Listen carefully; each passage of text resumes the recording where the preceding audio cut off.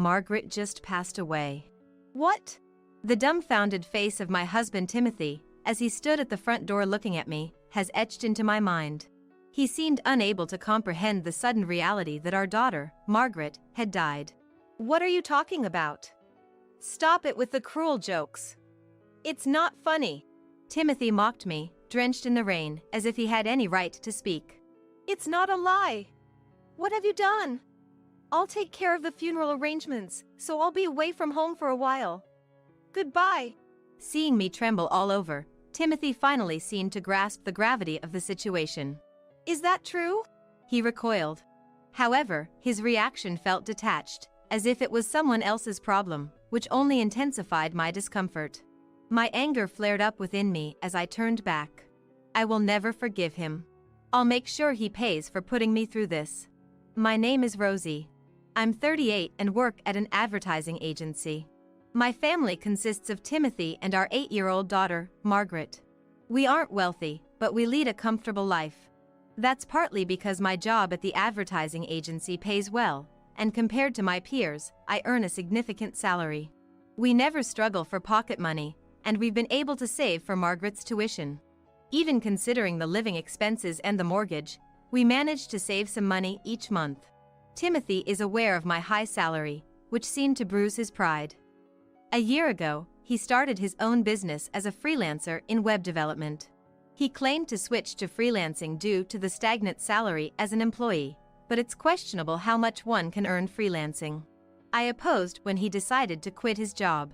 I thought it safer to continue working for a company and receive a full pension than to risk freelancing. But Timothy insisted on freelancing, and eventually, we followed his wish. Timothy, now a freelancer, works from home every day. Perhaps the dissatisfaction with his salary was just a facade, and he actually disliked dealing with annoying work relationships. Either way, our new lifestyle, with Timothy at home and me going to the office, was unfamiliar. Initially, Margaret was happy to have her father at home when she returned from school, but lately, she seemed discontent. Though she didn't say it, she probably felt constantly being watched. Despite being only 8, Margaret appeared more mature than her classmates.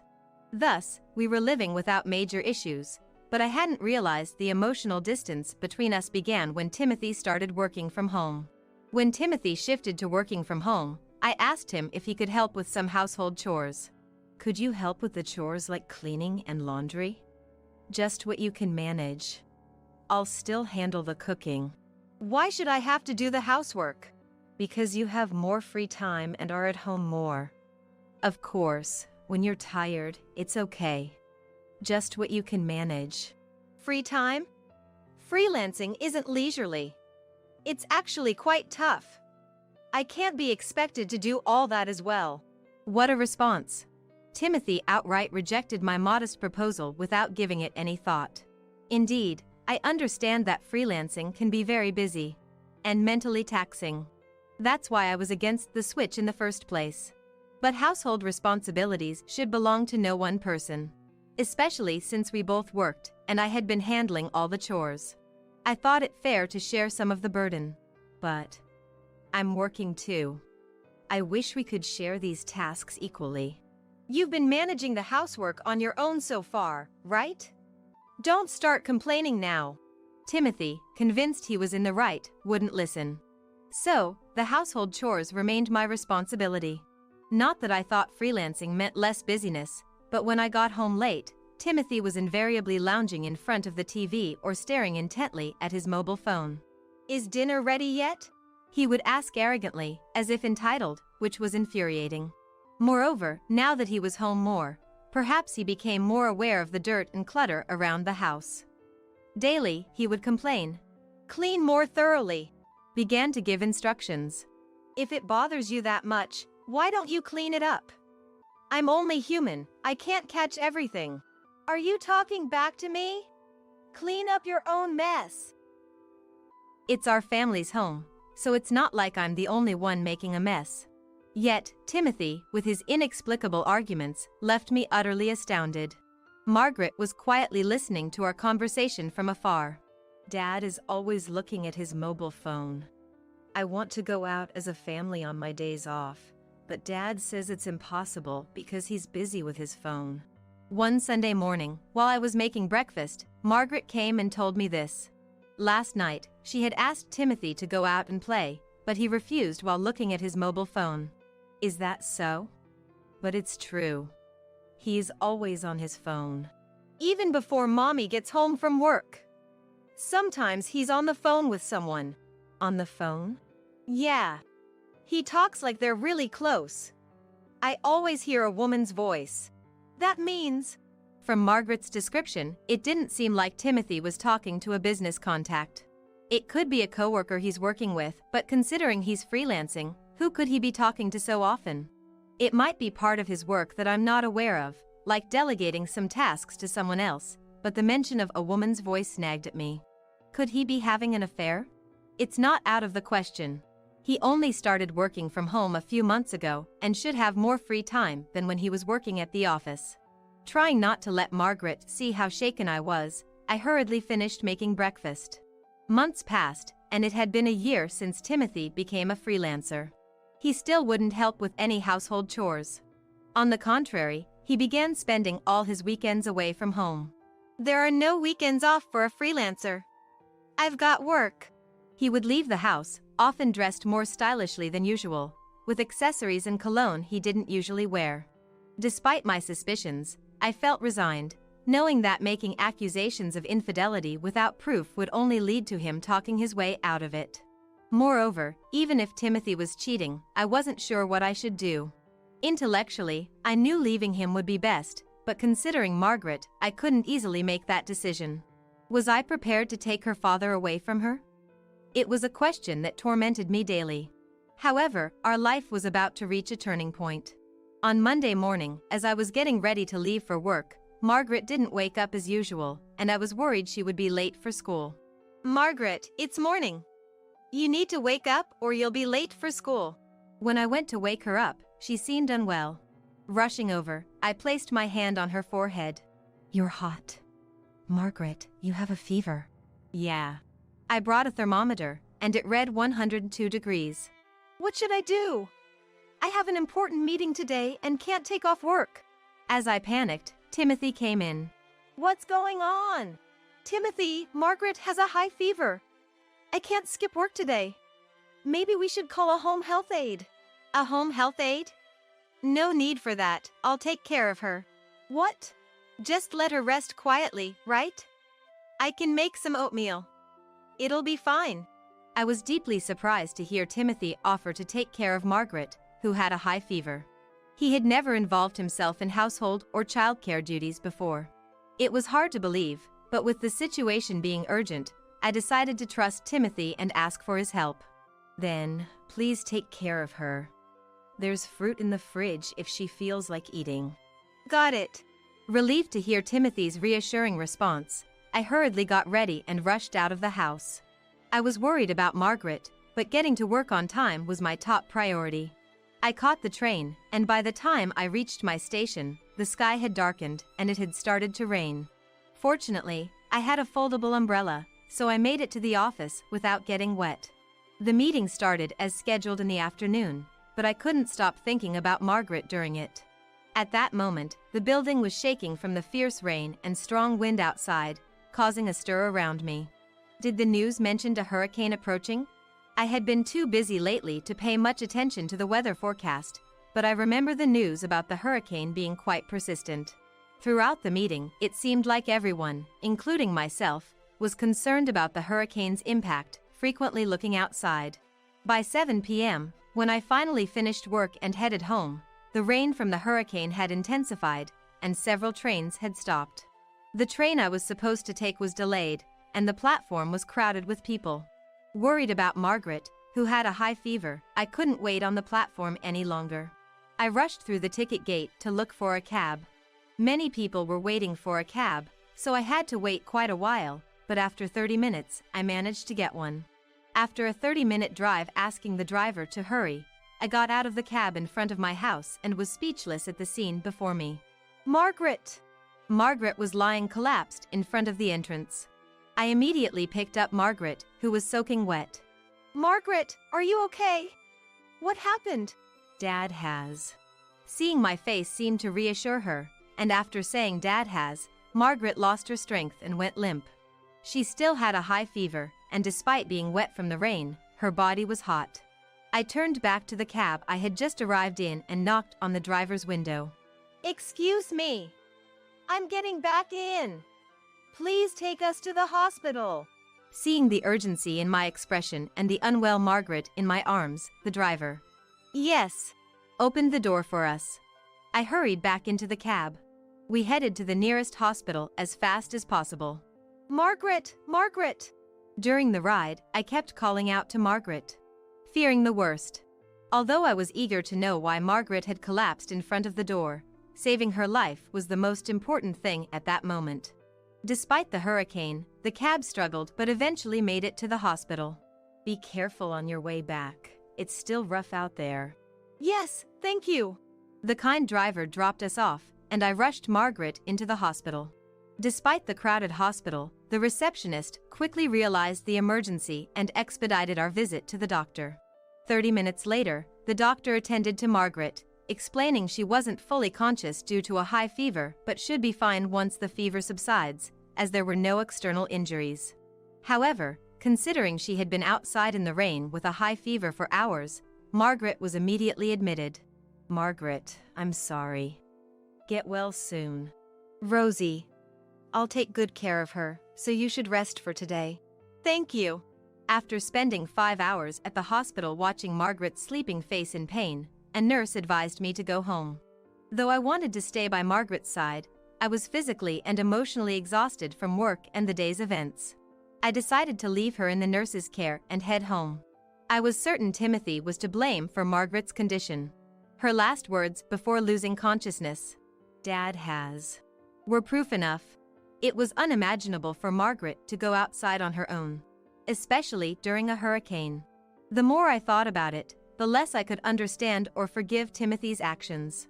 On my way home, I pondered what to say to Timothy. If he learned Margaret was safe, he might continue his irresponsible behavior. I couldn't let that happen. Timothy needed to deeply reflect on his actions. Resolved, I headed home. Arriving home in the rain, I found Timothy nonchalantly using his mobile phone. Noticing my return, he looked up and stared at me. How's Margaret? She was sleeping in the entrance, right? She said she wanted to play outside. I told her not to, but she wouldn't listen. Hearing Timothy speak so casually infuriated me. Margaret went outside by herself, you say? Timothy was the one who threw her out. I clenched my fist tightly and answered, Margaret just passed away. What? The dumbfounded face of Timothy, standing at the front door looking at me, was sealed into my memory. He seemed unable to comprehend the sudden reality that Margaret had died. What are you talking about? Stop with the cruel jokes. That's not funny. Timothy mocked me, drenched in the rain, as if he had any right to speak. It's not a lie. What have you done? I'll handle the funeral arrangements, so I'll be away from home for a while. Goodbye. Seeing me tremble all over, Timothy finally seemed to grasp the gravity of the situation. Is that true? He recoiled. However, his reaction felt detached, as if it was someone else's problem, which only intensified my discomfort. My anger flared up within me as I turned back. I will never forgive him. I'll make sure he pays for putting me through this.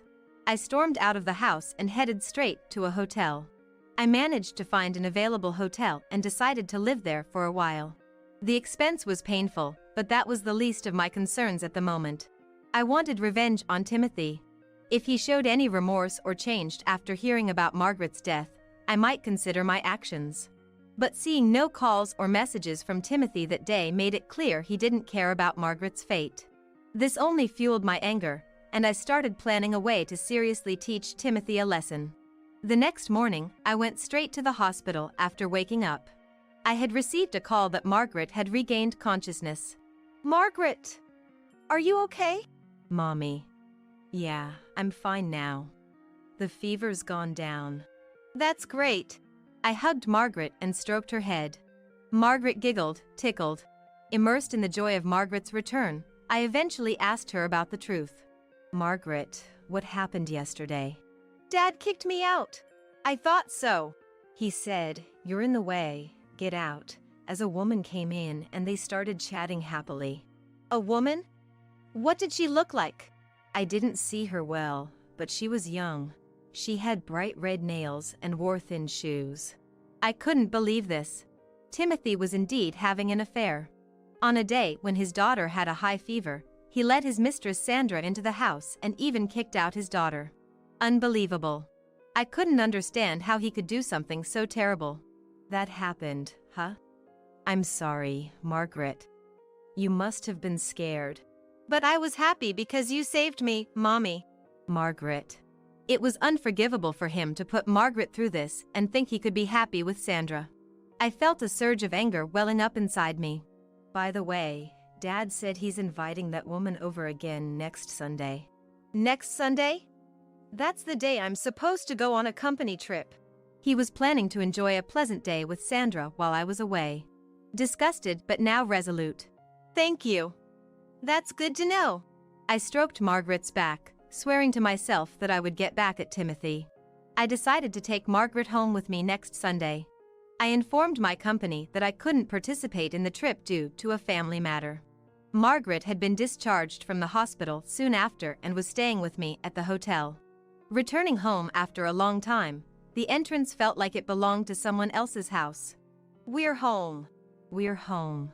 As Margaret and I entered normally, sure enough, there were unfamiliar high heels in the entrance.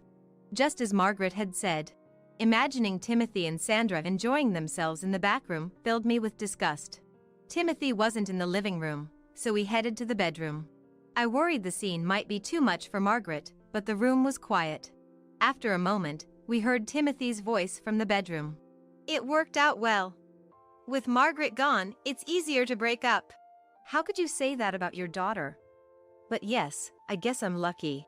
Hearing them talk about Margaret's death as convenient and lucky made me feel dizzy. It was clear now. Timothy had not reflected at all. Then it was just time to confront the situation head-on. Excuse us, may we come in? Upon opening the door and seeing Margaret and me, the two inside were visibly shocked. Why are you here today? You said you were going on a company trip. And why is Margaret here? Wait a minute. I thought your daughter was dead. It's no wonder they panicked, seeing Margaret, whom they believed to be dead. I explained calmly. The news of her death was a lie. I'm sorry. I wanted to see your reaction. To see if you'd show any remorse. But instead, you seemed relieved Margaret was gone. That's not normal behavior. A lie? So you were just lying?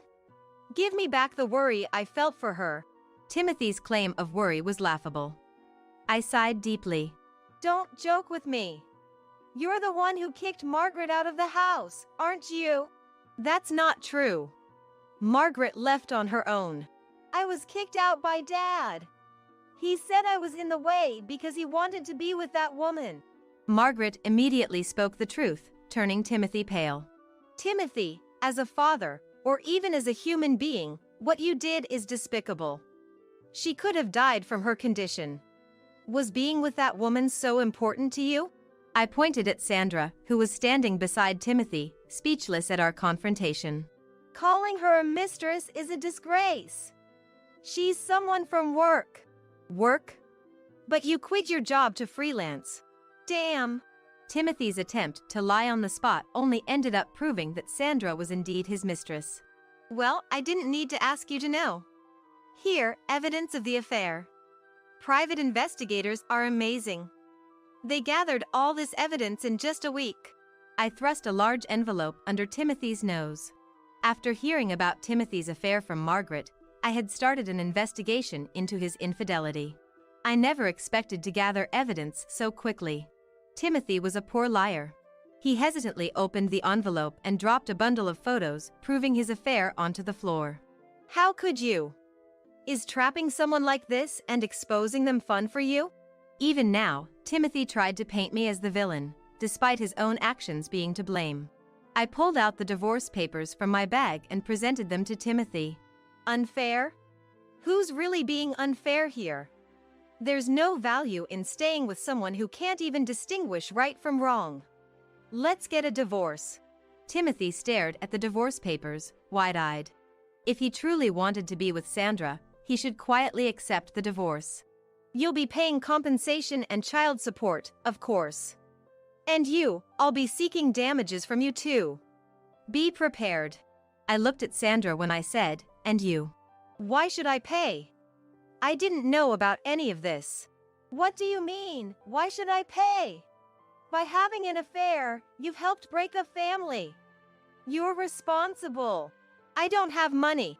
Sandra was distressed, running her fingers through her hair. Margaret and I watched her with detached interest. Though Margaret was still young, she seemed to grasp the concept of compensation, holding my hand tightly. If you don't have it, find it. You're in love, right? You should be able to overcome such a hurdle together. Don't ever show your faces to me or Margaret again. You can have this house, but you're taking over the mortgage payments. Timothy attempted to protest. Wait a second. But I ignored him, taking Margaret's hand. Losing a father might be tough for her, but I had no regrets. I couldn't risk putting Margaret in danger again. Margaret, let's do our best together from now on. Yeah. Margaret smiled happily, and I felt reassured. Margaret and I went back to my parents' house to stay for a while. My parents were furious upon learning that Timothy had cheated and put Margaret through such an ordeal, almost ready to confront him physically. I managed to calm them down, averting further trouble. You're always welcome to stay at home. Thank you. Both my mother and father were delighted to welcome us, and Margaret was happy to be with her beloved grandparents. It was a relief to see that we wouldn't have any problems for a while. As for Timothy, I had a lawyer demand compensation and child support, successfully securing a lump sum payment from him. I also made sure to extract compensation from Sandra. It's hard to imagine Timothy had tens of thousands in savings, so he probably had to borrow the money. On top of that, he still had to pay off the remaining mortgage, so no doubt, Timothy is in a dire financial situation without any leeway. A colleague at my company, who went to high school with Timothy, updated me on his recent situation. Apparently, he ended up breaking up with Sandra. Timothy had confidently told Sandra he had money, but when the truth came out that things were different, they broke up. Given that Timothy's income had halved compared to his days as a salaried worker, it was inevitable. Now, he's hustling with freelance work and various part-time jobs. Having lost me, Margaret, and Sandra, Timothy is left to live a modest life, repaying his debts. It's all his responsibility. He should struggle and regret. Mommy, today at school, we made presents for Granny and Gramps for the elderly day. Is that so? Let's give them the presents later then. Yeah. Seeing Margaret thrive even without Timothy made me feel happy. Moving forward, I'll continue at our own pace, together with Margaret. Mix some medication into Sophia's meals. Ethan remained silent. The medication is in the largest drawer of your study desk. Crush it into a fine powder so it's undetectable, and mix it into Sophia's meals. My husband Liam commanded his son Ethan in a demanding tone. Start today. But we've already finished dinner today. Ethan's voice was on the verge of tears. Then start with breakfast tomorrow, got it? But Ethan's voice trailed off as he hunched his back. Can't you follow your dad's orders? If you don't comply, I'll take away your cell phone and kick you out of the house. Are you okay with becoming homeless? Liam barked these words at Ethan, seemingly ending the call. He's ordering Ethan to mix medication into my meals. I felt my body shaking with fear and anger. My busy life was suddenly interrupted by Liam's entrance. But behind his sweet words hid a terrifying truth. I can't let such a man roam free. Knowing Liam's true nature, I decided to expose him dramatically and deliver justice. With my resolve set, I followed Liam out of the house after he went to work. My name is Sophia, and I am 50 years old. I married once when I was 30 but divorced 3 years later. I had no children. Since then, I've focused solely on my work. With many years of service, I now hold a responsible position. Last year, I bought an apartment with the money I'd saved over the years. I furnished it to my liking, creating my ideal space. Surrounded by my favorite things and engaged in a fulfilling job, I was living quite contentedly. However, in the midst of my busy life, I occasionally felt a sense of loneliness. I wondered if I would grow old alone. That's when I met a man. His name was Liam. He was 10 years my junior, at 40. Liam was a contact from one of my work clients. After several meetings, Liam asked me out to dinner. He was very forward and embarrassingly lavish in his praise of me. "You're competent, composed, and precisely my ideal woman, Sophia." Even though I knew it was flattery, my heart, long distant from romance, fluttered. Liam's sweet words seemed to fill the emptiness within me. Perhaps I wanted to be praised as a woman more than being recognized for my work. Even after learning about my divorce, Liam continued his advances. Roses, surprise dinners, Liam expressed his love in many ways. Eventually, we started dating. After a while, Liam confided in me. "Actually, I've been divorced too. And I have a son in high school." "A son?" I was surprised. I had no idea Liam had a child. "Ours is a household without a mother. I was afraid you might dislike me if I told you," Liam said with an awkward look. He had been raising Ethan alone, struggling all this time. "Since my divorce was due to my ex-wife's infidelity, Ethan and I have been desperately getting by. I do my best with household chores, but without a mother, I think Ethan feels lonely," Liam said, looking down. His words moved me. Far from disliking him, my affection for him only grew. Our relationship continued unchanged from there. Eventually, Liam formally proposed, and I accepted. The idea of suddenly becoming a mom was daunting. But I didn't want to let go of this connection I had found with Liam. I met Ethan for the first time. He was a quiet, earnest boy. Ethan was reserved, and our conversation didn't flow easily. Still, I was determined. If I was going to marry Liam, I would face Ethan as his mom with all my might. After the marriage, Liam and Ethan moved into my apartment, marking the start of our new life together. Originally, Liam and Ethan lived in a rented apartment. "I'd like for us to live together in your apartment," Liam suggested, and I agreed. My apartment, bought after years of saving, was too large for just me, with unused rooms that would be perfect for a family. Initially, Liam helped with the household chores. However, over time, things changed. Liam stopped doing any housework altogether. Meanwhile, Ethan actively took on cooking, cleaning, and laundry. "Ethan, let me do it today. You have schoolwork and other things, right?" I would say, trying to be considerate. But Liam, unconcerned by our dynamics, would sit on the living room sofa, legs on the table, absorbed in his mobile phone. "Liam, that table is my favorite. Could you please take your feet off?" I asked. Silently, he complied. But his attention remained fixed on his phone. I took care of the laundry piling up and cleaned the room. But Liam didn't lift a finger to help. "Hey, if you're not busy, could you do the dishes?" I ventured to ask Liam, who had been sitting all this while. He made a displeased face. "I'm tired today." "I'm tired from work too," I retorted. Reluctantly, Liam got up, hastily finished the dishes, and retreated to the toilet with his mobile phone. Before we were married, "I fight with the household chores every day," Liam claimed. But now, he does nothing. All the household tasks are left to Ethan and I. Perhaps Liam had always left the housework to Ethan, even before marrying me. Ethan, a high schooler, is skilled in cooking and cleaning, almost like a housewife. It seems Liam had been treating Ethan more like a housekeeper than a son. My distrust towards Liam grew day by day. And just like that, 6 months passed into our marriage. Around that time, Liam's return home became increasingly late. I also have late work days, but I never come home after the date changes. However, Liam would sometimes return around 2 a.m. This was never the case before. I spoke to Liam when he came home late. "Tired from work? Is it that busy?" "Yeah. Work commitments are tough," he said before quickly heading to take a shower. "I'll go to bed first then." I said this and went to the bedroom. After that, I couldn't quite fall asleep. I waited for Liam, but he never came. Trying not to make any noise, I quietly went to the living room. There, Liam was sitting on the sofa in the dim room, looking at his mobile phone. He occasionally smiled while looking at the screen and typed something. He might be messaging someone. "Liam, I decided to speak up. Startled, Liam pocketed his phone. What? Don't scare me like that. Liam said this in an annoyed tone.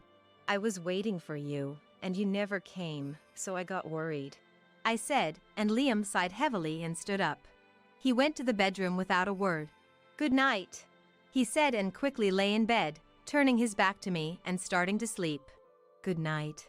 Watching Liam's back, I thought. I married Liam because I felt lonely being alone, but why do I still feel so alone now? Liam, who praised and approached me when we met and during our courtship, has become cold as if he's a different person. I understand that attitudes can change after marriage. Still, Liam seems to have no interest in me. Even though we haven't been married long, Liam hardly tries to talk to me. He comes home late and is always absorbed in his mobile phone. Then one day, I'll be going on a business trip next week. A business trip? For how many nights? 2 nights, 3 days. It was the first time Liam mentioned going on a business trip. Though he always came home late, hearing about an overnight trip made me anxious. Take care, have a good trip. On the morning of the trip, as I saw him off, Liam nodded lightly and left the house. Maybe it was the anxiety, or perhaps it was the exhaustion from work, but I felt dizzy that morning. After seeing off Liam, the dizziness persisted, but I managed to prepare and head to work. Coming home from work that night, Ethan had prepared dinner. It was Wednesday. Wednesday was usually a day for late work due to overtime, but I came home early today because I wasn't feeling well. Ethan, thank you. This really helps. Ethan continued cooking silently. Eventually, Ethan and I began to eat dinner together. The seasoning in Ethan's cooking was quite strong, with a heavy use of ham and sausage. It's so salty, I thought, but I didn't say anything and ate with gratitude for Ethan's effort. It was a meal Ethan had worked hard on, and I didn't want to hurt his feelings by complaining. This is good, thank you. I said this, and Ethan, looking down, nodded slightly and continued to eat quietly. Ethan is a high school student who sweats a lot, so maybe he prefers his food this salty. Ethan, you must be busy too, so you don't have to go out of your way to make meals. I'll quickly whip something up when I get back from work. Okay. We continued such conversations while finishing our meal. As we relaxed on the sofa, Ethan's mobile phone rang. It's Dad, Ethan said, putting the phone to his ear and hastily heading to his room. I was a bit surprised since I expected Ethan to take the call in the living room. Being a high school student, maybe Ethan feels embarrassed about me hearing his conversations with Dad. Thinking this, I stood up to start washing the dishes. Still, why would Liam call Ethan from his business trip? Washing the dishes, I became increasingly curious. I turned off the tap, dried my hands, and quietly approached Ethan's room. I could hear the conversation through the door. Trying not to make any noise, I cracked open the door a bit. Ethan was standing in the middle of the room, back to the door, talking. The volume was loud enough for me to hear Liam's voice through the phone. I froze in shock upon hearing Liam's words. Isn't Sophia supposed to be at work late today? Is she already home? Then Liam's voice came again. Keep making meals with a lot of salt, all right? Ethan listened silently. Use a lot of ham and sausage because they're high in salt. I used them today because there were plenty in the fridge. Ethan replied in a small, reluctant voice. That's good. It will gradually worsen Sophia's illness. What? I was terrified. Stunned, I heard more unbelievable words. Mix some medication into Sophia's meals. Ethan remained silent. The medication is in the largest drawer of your study desk. Crush it into a fine powder so it's undetectable, and mix it into her meals. Liam ordered Ethan in a demanding tone. Start today. We've already finished dinner today. Ethan's voice was on the verge of tears. Then, start with breakfast tomorrow, got it? But, Ethan's voice was muffled, his back hunched. Can't you follow your dad's orders? If not, I'll take away your mobile phone and kick you out of the house. Are you okay with becoming homeless? Liam shouted this at Ethan and seemed to hang up the phone. Ethan sighed heavily and sat down on the spot. Then, he opened the drawer of his study desk. Inside, there were boxes that looked like medication in abundance. Ethan looked at them for a while, but then slammed the drawer shut and lay down on the spot. I quietly left the room and sat on the living room sofa, careful not to alert Ethan. There was no message from Liam on my mobile phone. Recalling the conversation, I felt terrified. Then, I heard Ethan's footsteps as he returned from his room to the living room. I quickly turned on the TV and pretended to be focused on it. Ethan's face was pale. His lips colorless, and he wouldn't look up at me. Liam calling is unusual, isn't it? I said to Ethan. Yeah. Ethan sat down away from me, still holding his mobile phone. Seeing Ethan looking distressed and silent, I felt unbearable. Hey Ethan, want to play a card game? What? Since it's just the two of us tonight, let's play some card games for fun. Ethan was just bewildered. He didn't know a single rule of any card game. Hearing this, I realized. Ethan probably never experienced family time. Everyone has at least once played card games or similar with their family. But Ethan had no such memories. Upon asking, Ethan had never played any board games either. I couldn't help but feel sympathy for Ethan's life so far. No childlike memories, yet he had skills in cooking and cleaning. That night, I taught Ethan the rules and we played card games. Ethan's stiff expression gradually turned into smiles, and he began to get absorbed in the game. Thus, Ethan and I played together late into the night. Before going to bed, I kept thinking about what Liam had said over the phone. Knowing Liam's terrifying side, I couldn't sleep due to anxiety. But since I had overheard Ethan and Liam's conversation, there was nothing I could immediately do. My mind in a state of panic, I spent the night almost sleepless. The next morning, when I woke up, Ethan was already in the living room. Tears were in his eyes. Sorry, Mom. Actually, For the first time, Ethan called me Mom. In Ethan's outstretched right hand was a box of medication. Dad gave this to me. He said to mix it into Mom's meals. Ethan said, crying. But I don't want to do this. Ethan broke down in tears and sat on the floor. I took the box of medication from Ethan and looked at the description on the back. It was a medication for low blood pressure. In fact, I have quite high blood pressure. I've been warned by a doctor to be careful. Liam should know about my condition. Yet, he was trying to make me take medication that would raise my blood pressure. According to Ethan, he had been instructed to use ingredients high in salt to increase my blood pressure. He was ordered to use ham, sausage, bacon instead of meat. Unbelievable. I was astounded. Thinking back, my recent poor health could be due to excessive salt intake. I'm sorry, really sorry. Ethan apologized to me repeatedly. I felt terribly sorry for Ethan, who had been forced into such a dreadful situation. At the same time, anger towards Liam welled up inside me. I called Liam's company. I tried to find out where he was staying. However, a colleague of Liam's gave me a surprising answer. Liam is supposed to be on vacation for a family trip, he said, sounding puzzled. I didn't pursue it further, made an excuse, thanked him, and hung up quickly. Was the business trip a lie? Then, he might be staying overnight with someone else. Eventually, Liam returned home from his supposed business trip. Welcome back. I greeted Liam at the entrance. Was it tough? Sort of. He answered, looking down. What kind of work did you do? I asked him about his trip in detail. Liam answered reluctantly, looking annoyed. Then he escaped to take a shower. I opened Liam's bag. Inside, I found 2 amusement park tickets. When Liam came out of the shower, I showed him the tickets. What's this? Liam's face suddenly turned frantic, and he started to get angry at me. Hey! Did you open my bag without permission? I was about to do laundry and thought I'd wash yours too, I said, and Liam, unable to retort, sat on the sofa, drying his wet hair with a towel. Who did you go to the amusement park with during your business trip? A client, Liam answered with a troubled look. What kind of person? What do you mean? A man. How old? I persisted. The same age as me, Liam answered in a low voice.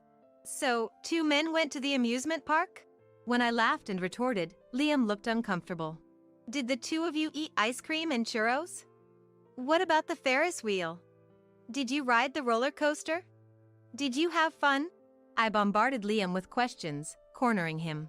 Then, Liam escaped to the bathroom as if running away from me.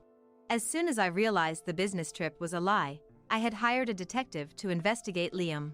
Soon after, I was shocked to learn from the detective that Liam was having an affair. His mistress, Scarlett, was the president of a company and, like me, had a history of divorce. According to the detective, Liam met Scarlett through dating apps. Liam had visited Scarlett's high-rise condominium several times. For the 3 days he lied about being on a business trip, it seems Scarlett paid for a stay in a luxury hotel. They went to an amusement park nearby and enjoyed themselves before returning. When the detective showed me photos of Liam and Scarlett, The couple was hugging each other the whole time and stood out. an amusement park staff member testified. Liam targeted me because I owned an apartment and had a decent amount of savings. However, after our marriage, he met Scarlett, who was wealthier than me. Liam, finding me unnecessary, attempted to worsen my health by giving me medication to raise my blood pressure and feeding me meals high in salt. And he didn't do it himself, he coerced Ethan, still a child, into doing it. If I fell ill and was hospitalized, It turns out I'm not compatible with Sophia, who is much older. I want to break up. that seemed to be his plan. A detective nearby overheard Liam boasting to a friend at a pub. It's easy to deceive older women. A little praise and they're delighted. Plus, a woman with more money than me is convenient. She provides housing, and most of all, she has an inferiority complex about being older than me, making her easy to exploit. The detective recorded Liam's conversation with his friend nearby. Hearing that recording, I was devastated. At the same time, I began to think of a way to get revenge on Liam. One day, I ambushed Liam in front of his company. Liam walked a bit from his company to meet Scarlett, and they headed to a restaurant. Scarlett, being a president, was well-dressed and looked younger than her age. Just before Liam and Scarlett entered the restaurant, I approached them. Liam. Sophia? Liam froze in surprise upon seeing me. Pleased to meet you. I'm his wife, Sophia. As I greeted Scarlett, she too was lost for words in shock. I know about the affair between you two. I said loudly, causing passers-by to turn their attention to Liam and Scarlett in surprise. Both of them looked awkward and embarrassed. The business trip was a lie, and I know everything about the two of you going to the hotel. As I said this, Sophia, why?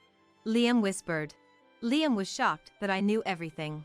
Scarlett, it's odd for me to say this, but you shouldn't be used by a man like him. Used? Scarlett furrowed her brows. I took out my mobile phone and played the recording. It's easy to deceive older women. Just praise them a little, and they're overjoyed. Plus, a woman with more money than me is convenient. She provides housing, and most importantly, she feels inferior because she's older than me, making her easy to exploit. Liam's voice filled the air loudly. Hearing this, Liam was stunned. And Scarlett gaped at Liam. Scarlett, this is who Liam truly is. You may be the other woman and an enemy to me, but as a fellow woman, I advise you not to be used by Liam any longer. Scarlett turned her anger towards Liam. Liam, you said I was the ideal, perfect woman you've always dreamed of. Hearing this, I said with a cold expression. He told me the exact same thing. Liam, getting sharp looks from both Scarlett and me, was shaken. And may I also add, if Liam meets a woman wealthier than you, you'll be the one getting medicated. Medicated? Yes. I have high blood pressure, but Liam bought medication that raises blood pressure for people with low pressure and ordered his son to mix it into my meals. As I said this, Liam was dumbfounded. He probably didn't expect me to know this much. Scarlett curiously said to Liam, What is that? How terrifying. Are you really such a person? You're the worst. In the crowded street, Scarlett berated Liam, who hung his head in shame and remained silent. I'm breaking up with you. Don't ever show yourself to me again. With that, Scarlett walked away from us. Back home, I took Liam in front of Ethan and made him apologize. Apologize to Ethan for everything you've done. I'm sorry. That's not enough. Apologize properly. I sincerely apologize, Liam said loudly. Ethan looked bewildered. Tricking women for money and forcing Ethan to mix medication into their meals? Do you realize how much pain you've caused Ethan? I scolded Liam. Liam, you're a disgrace as a father. Making Ethan do all the household chores and using him. Then Ethan, who had been silent until now, followed up by saying, I'm not like Dad. I don't want to be like him. I don't want to follow his orders. Ethan yelled at Liam with tears in his eyes, expressing his anger. Liam hung his head in shame. For the first time, Ethan had fought back Liam. Well done. And I hugged his shoulder. The day after Liam went to work, I left the house a little later. I had informed my workplace that I would be taking a day off. My destination was Liam's workplace. Good day, I'm Liam's wife. Liam was taken aback and stood up in a hurry as I suddenly arrived at his workplace. Recently, Liam took 3 days off claiming it was for a family trip. Actually, that was a lie. As I said this, all of Liam's colleagues turned their attention to me. He told his family he was on a business trip, but he actually went on a trip with his mistress. The room buzzed with murmurs and then grew noisy. Liam wanted me out of the way because he had a mistress, so he ordered our son to mix medication that raises blood pressure into my food. He planned to make my high blood pressure worsen so I'd be hospitalized, and then he would divorce me to marry his mistress. As I spoke, Liam's colleagues looked horrified. Today, my son will also testify. Ethan. I called, and Ethan appeared in the office. It happened to be a school holiday for Ethan. I had asked Ethan to come with me. I was ordered by Dad to mix this medication into Mom's food. Ethan said, lifting a large amount of medication to show everyone. Screams erupted in the office. Liam's colleague said, Liam was such a person? The worst. Poor wife and son. They criticized Liam unanimously. Liam, too embarrassed to lift his head, looked down at the ground. Employing such a person could reflect badly on this company. I declared, took the boxes of medication from Ethan, and stacked them all on Liam's desk. Soon, a large pile of medication boxes was built on Liam's desk. Liam watched silently, his face pale. All right then, we'll be leaving now. Ethan and I headed towards the office exit. Left behind, Liam faced everyone's stares, sweating profusely and looking down. I reported Liam to the police and the child welfare services.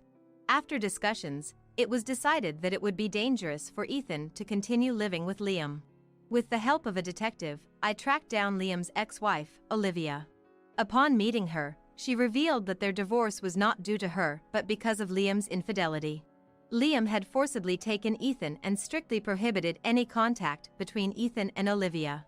Olivia, threatened by Liam, had lived without seeing Ethan until now. I'm still single and have been working and living independently. I want to take Ethan and raise him from now on. She insisted. Ethan also wished for this, so it was decided that Ethan would live with Olivia. I divorced Liam and claimed compensation in the divorce proceedings. Liam was fired from his job, but he had the obligation to pay the compensation and child support for Ethan, quickly depleting his savings. Struggling to find a new job, Liam ended up working at a construction site. Now, looking haggard from unfamiliar labor, he appears much older than his actual age, which is 40. With his current appearance, it's unlikely that any older woman would be swayed by his sweet talk. Without any disposable income, Liam lives a life devoid of pleasure or hope. After the divorce, I started living alone again. Focusing on my work, I also decided to participate in volunteer work. My interaction with Ethan inspired me to engage in activities that could help children. I started working as a staff member for a program that helps children with their studies. The children I met there look forward to studying and having meals together once a week. Some of them can't afford tutoring due to family circumstances, or come home to an empty house. I continue my efforts, hoping to be of some help to these children. Ethan occasionally sends me texts. He has shared that he feels more secure living with Olivia than when he was with Liam. I plan to go to college, even if it means taking out student loans. Once I'm a college student, I'd like to join that volunteer program too. And thank you for teaching me the rules of card games. Ethan sent me this heartwarming text. I live my days earnestly, looking forward to the day I can work alongside Ethan in our activities. You've been deceiving me all this time. Take responsibility and support me. This is an order. What is he talking about? I haven't deceived him. He's just misunderstood everything on his own. Why did I ever fall for someone like him? I almost cursed myself for not seeing the kind of man he really is. My name is Belle. I am a 27-year-old office worker. After graduating from college, I got a job at a fairly major company in my hometown. I remember being so happy when I received the job offer. I lost my mother to illness early in life and have lived with my strict father since. But when I got the job, he smiled broadly and said, "That's great." On the day of the entrance ceremony, I met an unbelievable person. As the ceremony was nearing its end, one of the new male employees suddenly stood up, went to the stage, and said, "I want to make this company even bigger. Only those who are willing should follow me." Everyone present was dumbfounded. I thought to myself, everyone must be thinking the same thing. There is a weird one among us. As we were all stunned, the CEO yelled, "Jim, what are you talking about?" He's the boss, son?" Suddenly, I became worried about the future of this company. The closing remarks were given by the CEO. Of course, he started with, "I apologize for earlier." The son, Jim, was blushing, laughed at by those around him. Man, isn't he embarrassed? Afterwards, we were assigned to our departments, and I ended up with Jim. "Let's get along as fellow newbies." He's quite a character. Can I really work with him? And so my corporate life began. I was anxious, but Jim turned out to be serious and always quick to apologize for his mistakes. I thought to myself that I couldn't be outdone and worked hard. Gradually, Jim and I became good rivals and friends. "Bill, let's go out for dinner tonight." "Sure, the usual place?" Hearing our conversations, our seniors often teased us. By then, I was slightly interested in the straightforward Jim, so I didn't mind the teasing. However, Jim always denied it, saying, "It's not like that." I knew then that he wasn't interested in me that way. I didn't want to confess and make things awkward, so I was content with our relationship as it was. But then he said, "I want to date you. I've always liked you, and of course, with marriage in mind." I was so happy. I cried. When I asked him why he always denied our relationship, he said he was just embarrassed. Seeing him blush in front of me, I smiled and said, "Please take care of me." If only I had been more discerning then, I wouldn't have felt so terrible about what was to come. Our relationship began from there. We had always been as close as friends, so our relationship progressed smoothly, and after about 6 months, Jim proposed. I thought it was a bit soon, but seeing him look at me earnestly, his ears red, and I said, "Yes." I believe everything would be okay with him. We soon told our parents. My father liked Jim's straightforwardness. Seeing my father and him getting along, I felt truly relieved and happy. On the contrary, I was quite nervous. That should be it. Jim is the president's son, so my Henry is the president of the company I work for. I hadn't met the company president often, but he was always proper and seemed unapproachable. I was nervous, but he said, "Belle, thank you for choosing Jim. Knowing he's with someone as reliable as you puts me and my wife at ease." And he smiled warmly. He was completely different from the usual stern boss, more like a kind father. "Belle, I'm so happy to have a daughter like you. How did someone as sweet as you end up with Jim?" Karen was a very lively person. Hearing this, Jim chimed in. "Mom, saying someone like Jim is a bit rude." Surrounded by such warm people, I remember feeling very reassured. However, around this time, I started feeling uneasy about Jim. The first time I noticed it was at our wedding. We invited business partners and held a fairly large ceremony. Watching my father Chatting amiably with a company president, my husband Jim whispered to me, "Hey, why are Henry and that president so chummy?" Looking closer, I said, Tom, wait, didn't I tell you? He's Dad's old friend, and they work at the same company. My father and Tom have been childhood friends. Dad has been contributing to his company for many years." "Huh? But shouldn't you be more conscious of your position at events like this?" That's what Jim said. It was as if he was implying that it was shameful for someone like my father to be friendly with a president. I was shocked, but didn't want to create a scene during the ceremony. What's wrong with the bride's father greeting guests? The problem was with him, that's what I thought. Even after getting married, I continued working. Seeing this, Jim said, "Now that you are the future president's wife, you should quit your job and relax as a homemaker." It was scary how he naturally said it, thinking it was for the best, not as sarcasm. "I like my job, and I think being a homemaker is definitely harder," I responded. But Jim just laughed it off, saying, "That's not true." Jim's mother, Karen, had been a homemaker since marrying Henry. Whenever she invited us for a meal, it was always nutritious and delicious. Her home was always clean and well kept. The house had many rooms, and it seemed she cleaned that spacious place all by herself every day. "I always admire how clean your rooms are. I just can't seem to keep mine tidy." As I said this with a bit of embarrassment, she replied, "That's perfectly fine, even if cut corners on days when it feels like too much. It's just that my husband has a weak bronchial tube, so I try to be careful about dust. That's all. Jim is the picture of health, just like me." She laughed as she said this. I liked Henry and Karen. Though I disliked Jim's occasional condescending remarks, at that time I never thought about divorcing him because of them. However, an unforgivable event was about to happen in the coming months. One day, as I was working as usual, my husband appeared with a worried look, saying, "Belle, come quickly! Dad! Mom!" Seeing his face, I immediately knew it wasn't anything trivial. We hopped into a taxi and headed to the directed location.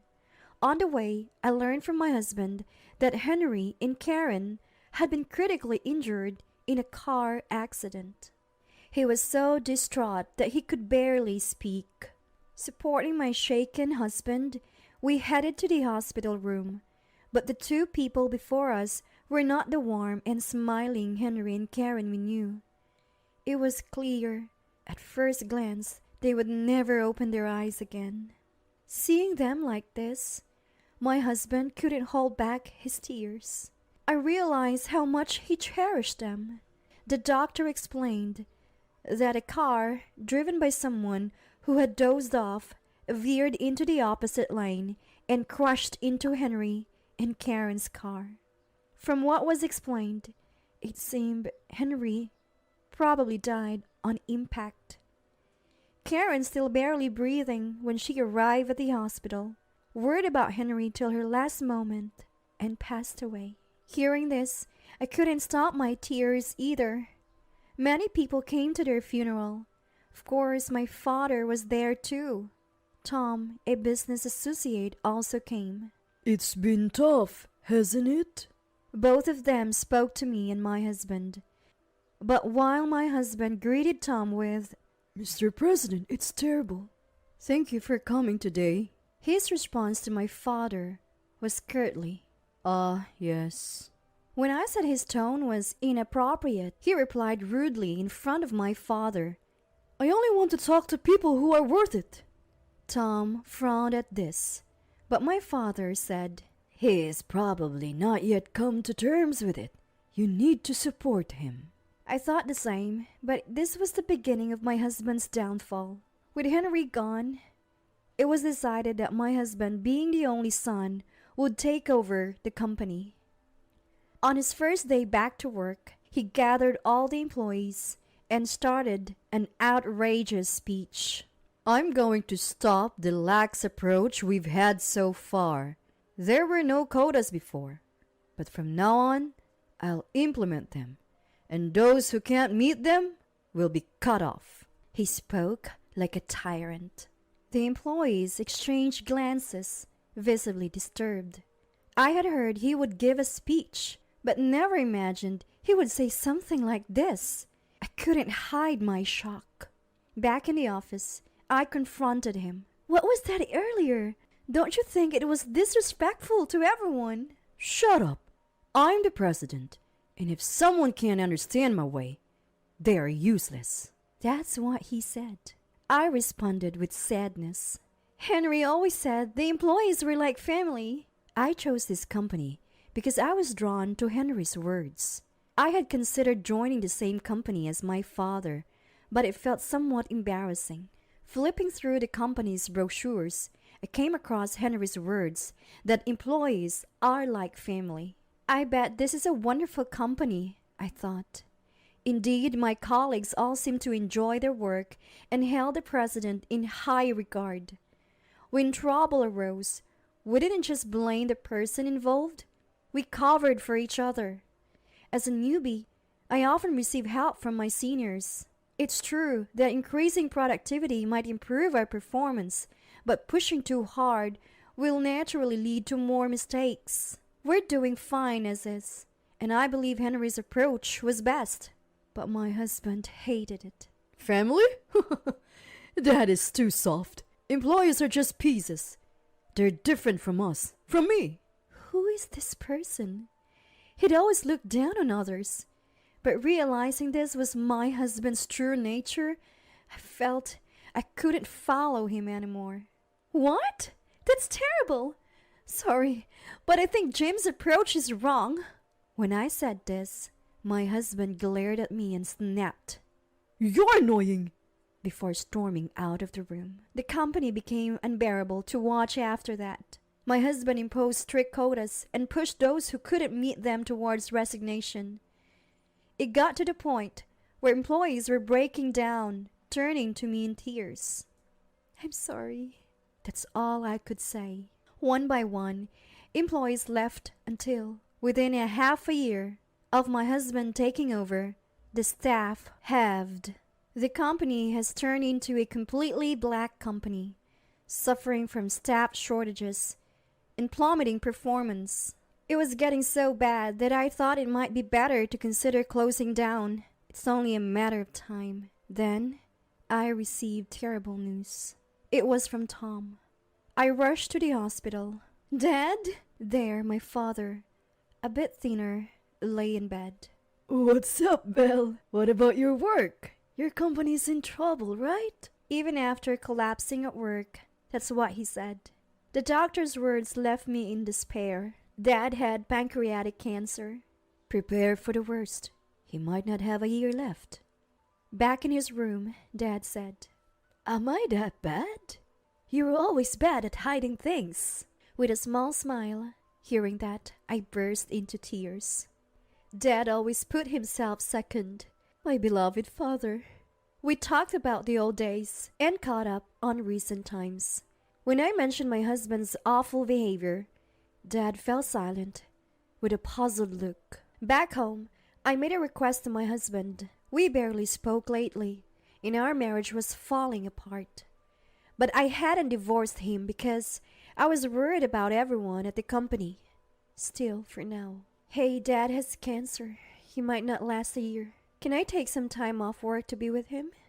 I thought even he would agree, but he coldly replied, "Why?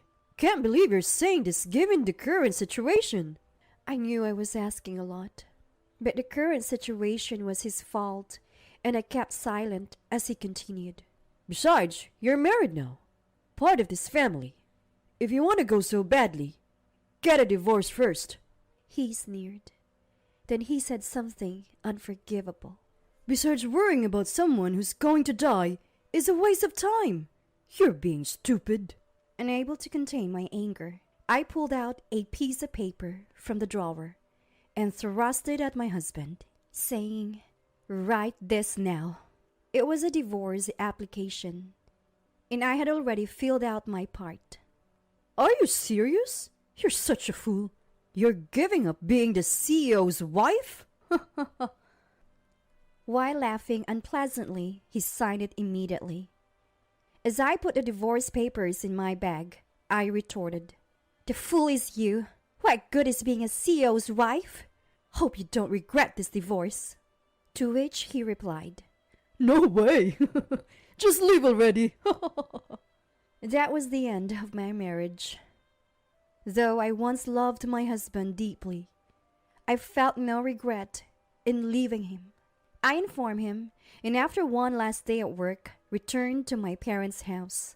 My father had been in and out of the hospital. On his good days, we'd go for walks or cook together. I remembered how, as a child, he used to take me fishing. Being an avid fisherman himself, he even went fishing again. There were days he seemed so well, I questioned his illness. But the disease steadily worsened, and he was hospitalized again. His decline was rapid. Half a year after my divorce, my father passed away.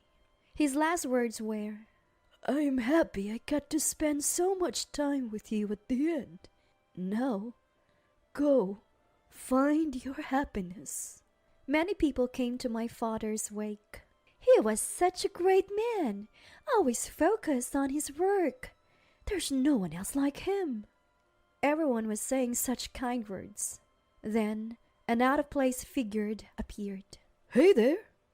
It was my disheveled ex-husband, Jim.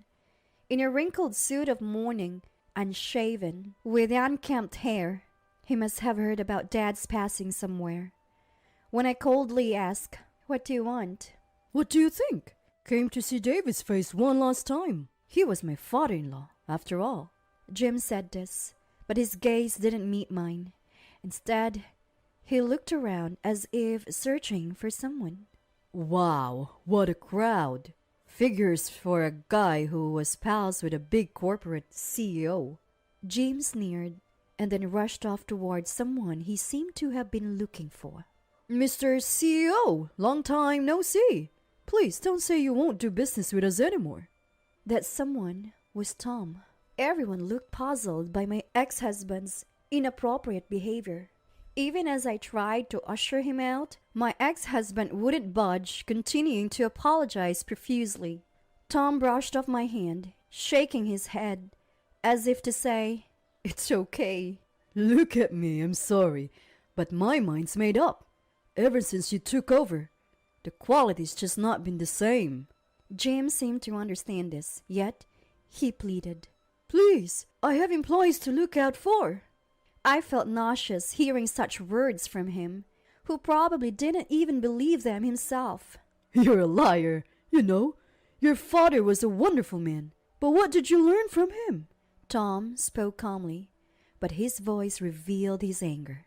And that's, He seemed oblivious to the fact that many of the attendees were former employees who had left the company because of his unreasonable actions. Everyone looked at my ex-husband with disdain. Why? I asked them too. Everyone is now working at Tom's company, I told my surprised ex-husband. No matter how close our parents are, this is ridiculous. He raised his voice, and I enlightened him with a fact. Actually, Tom's company was co-founded by my father. I prefer the field. I don't quite get the management stuff. With those words, the management was left to Tom, while my father focused on field operations for years. So my father and my ex-husband held the same position as co-directors. The company's success is all thanks to Tom. It wasn't something worth mentioning at the in-laws' house. Since my father said that, I never brought it up either. The late Henry knew this, but for some reason, my ex-husband mistakenly thought of my father as a mere employee and completely underestimated him. After graduating, I considered joining my father's company, but wanted to try on my own first. When I told my father about my ex-husband's reckless management that led to many people's unhappiness, he said, You should work at our company. I contacted those who had left and apologized to each one. Most of the former employees moved to my father's company when introduced. Being so close yet unable to stop my ex-husband's rampage, I felt equally guilty. I'm determined to make amends. Your employees are fantastic. Everyone works hard with strong commitment. I'm truly grateful, Tom said, looking at the former employees. Hearing this, everyone smiled shyly. Then, my ex-husband blurted out something outrageous. Belle, you've been deceiving me all along. You're responsible for supporting me. This is an order. After saying this to me, he turned to be the former employees, and we all looked at him coldly. Such a worthless apology. I calmly approached my ex-husband. Can you leave, please? And what's this comeback about? No way. We are not your pieces. I said those words firmly. My ex-husband, in tears, looked around to find everyone viewing him with disbelief. Get out already! You're so inappropriate! Some even hurled these words at him. Finally, getting the message, my ex-husband staggered out. I immediately apologized. I'm very sorry for the disturbance. Everyone applauded, and Tom said, Belle, you did well, placing his hand gently on my head. Later, I learned that my ex-husband's company had accumulated massive debts and went bankrupt. In the end, he was left alone. The late Karen once told me a story from early in our marriage. Jim used to be small and often got teased, but then he started boasting, I'm the son of a president. Hearing this, the late Henry always scolded him. But maybe my ex-husband was just a pitiable person who could only show his worth through status and power. Nevertheless, what he did was inexcusable. After the company's bankruptcy, he disappeared. I heard he was spotted living on the streets in a distant city. It's unclear, but it was probably him. As for his future and whether he'll ever reflect on his actions, I don't know. And honestly, it's none of my concern now. He's part of my past that I've moved on from. As for me, I'm still working at Tom's company alongside the former employees. The company offers great benefits, and I genuinely enjoy my work. My colleagues have become like family to me. I'm determined to continue striving in this company, preserving what my father worked so hard to build. When a car gets old, you replace it, right? It's the same with a wife. You're incompetent and can't even give me a grandchild. Useless as a wife and as a woman. Just disappear already. I had never heard such reasoning before. I couldn't even muster the energy to argue back. Because I'm a cancer patient, lying in a hospital bed. Just a few minutes ago, an unbelievable truth came to light. And those were the words, hurled at me by my mother-in-law, Nancy. My once beloved husband, now grinning wickedly beside Nancy, looked at me as if they were the demon and her minion. I stared back at them silently and pressed the nurse call button. My name is Rebecca, a 33-year-old housewife. I've been married for 5 years to Oliver, a doctor I met at work. Our marriage seemed problem-free, but that wasn't entirely true. Oliver worked at a hospital where his father, Elliot, was the chief. Initially, despite his busy schedule, he made time for me. Back then, I worked in medical administration, proud to be a part of the healthcare field. However, as years passed, Oliver started to come home less and less frequently. I wasn't naive. Hiring a private investigator, I discovered Oliver's affair. I chose to confront him in the way he'd hate most. Elliot, Nancy, Oliver's having an affair. I'm considering divorce. My in-laws, especially Elliot, were shocked and outraged. Oliver, you're unbelievable. Rebecca's going through a hard time. Be more like Lawrence. Lawrence, Oliver's cousin and fellow doctor at the same hospital, was well liked by patients. He and Oliver didn't get along. Eventually, believing Oliver's claim of momentary lapse, we chose to rebuild our marriage, partly because I was pregnant with Oliver's child. His late returns began around my pregnancy. Then, perhaps out of guilt, Oliver became kinder. I couldn't fully forgive him, but I hoped to one day. I first noticed something wrong with my body late into the pregnancy. That's odd. The baby's movements, once so lively, were absent that day. I could hear my heart pounding. Rushing to the hospital, the doctor said, "Please stay calm. The heart has stopped." Impossible! Just last night, there was so much movement. Tell me it's a lie. Tears streamed down my face. Oliver and the doctor talked, and soon a sorrowful delivery began. I was given drugs to induce labor. It was painful. My son, born from such effort, was beautiful but silent. Beautiful, isn't he? Oliver and I wept uncontrollably. Afterward, I quit my job and stayed home. Oliver was depressed for a while, but a month later, he said insensitively, "Why are you still upset? We can just have another child." Furious, I retorted, "Just have another?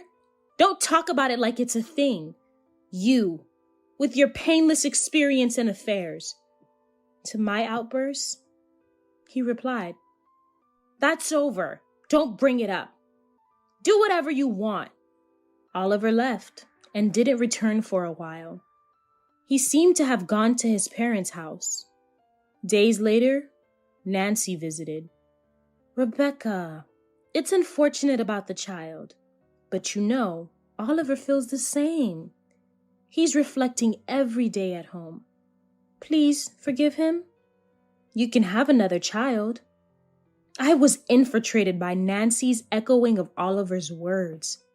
"This is between us, so please leave us alone. Besides, I still can't forgive Oliver for his affair. I didn't divorce him then because I was pregnant with our son, but now?" At my words, Nancy sighed heavily and said, "Rebecca, don't you often get told that you're irritating? Bringing up old issues." Oliver apologized properly. "What else are you dissatisfied with? Speak up. Maybe it's your fault he cheated. Stop making it sound like Oliver is the only one at fault. It's upsetting." Her glare was piercing. What? Did she just say that? He apologized, so it's okay? This isn't a child's fight. I was stunned by her childish statement. Anyway, I won't allow a divorce. It'll look bad if you dump him after losing a baby. People will say you just abandoned him. Besides, you can't divorce, can you? You owe a debt to Elliot's family. You wouldn't repay kindness with ingratitude, right? Nancy said that and left with a laugh. Frustrated, I couldn't help but cry after Nancy left. I've always had a difficult relationship with Nancy. My family is just an ordinary one, not particularly medical. It seemed Nancy wanted Oliver to marry someone from a prestigious family. "What's your job, Rebecca?" "Oh, medical administration. And your dad's an office worker?" I see," she said, clearly disappointed. I thought she was incredibly rude, even when Oliver cheated. I saw Oliver being scolded by Elliot, and Nancy glared at me, as if to say, "You're to blame too." It didn't feel good. I can't believe she actually thought I was the one at fault. Unbelievable. Oliver was the one who cheated during my pregnancy after all. I was raised by my father alone, since I lost my mother in an accident when I was young. My father, who lived alone out of the state, found out he had cancer after I got married. It was pancreatic cancer. With few hospital beds available in the countryside, especially for the elderly, it was hard to find a place for him. Then Elliot offered to help at his hospital. I knew it wasn't aggressive cancer, but my father passed away 6 months later. Still, I was grateful for the extra time I had with him. Nancy must be referring to that favor. I'm only thankful to Elliot. I had nothing but contempt for Nancy, like she was some kind of devil. After that, Oliver would come and go from our house. Our marriage was completely broken. During those days, I started to feel unwell. I felt terribly weak, short of breath, and my heart raced with just a little effort. My fever wouldn't go away, and I thought it was just a cold, but the symptoms were different. Bruises appeared all over without any injuries. Then I started getting nosebleeds. Seeing me like this, Oliver said, "You come to the hospital tomorrow. I'll examine you." Was he worried about me as a doctor? It had been a while since Oliver spoke to me. The next day at the hospital, Oliver looked over the test results and said, "Rebecca, you need to be admitted immediately." What? Leukemia, a type of blood cancer. I was shocked, but fortunately, it was caught early. I didn't receive a terminal diagnosis like my father, but started chemotherapy.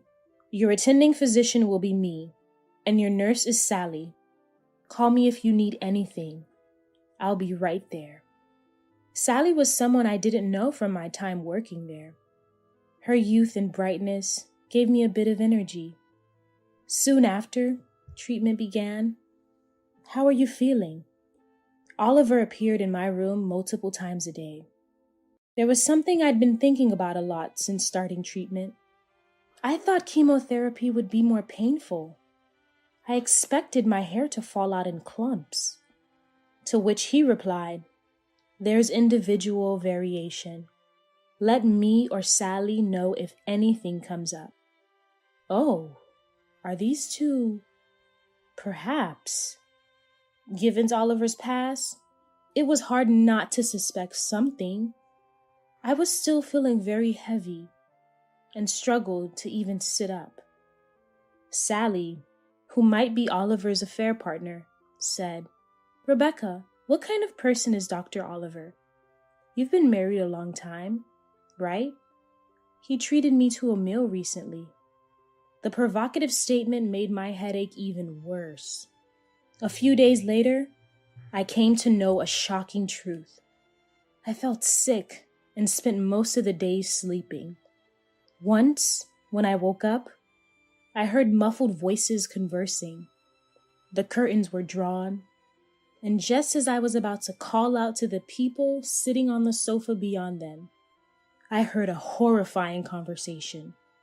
"So, how's Rebecca doing? I came here hoping to see her suffer, but she's just sleeping. How convenient." Even without seeing her, I knew who it was. It was unmistakably Nancy, whom I despise.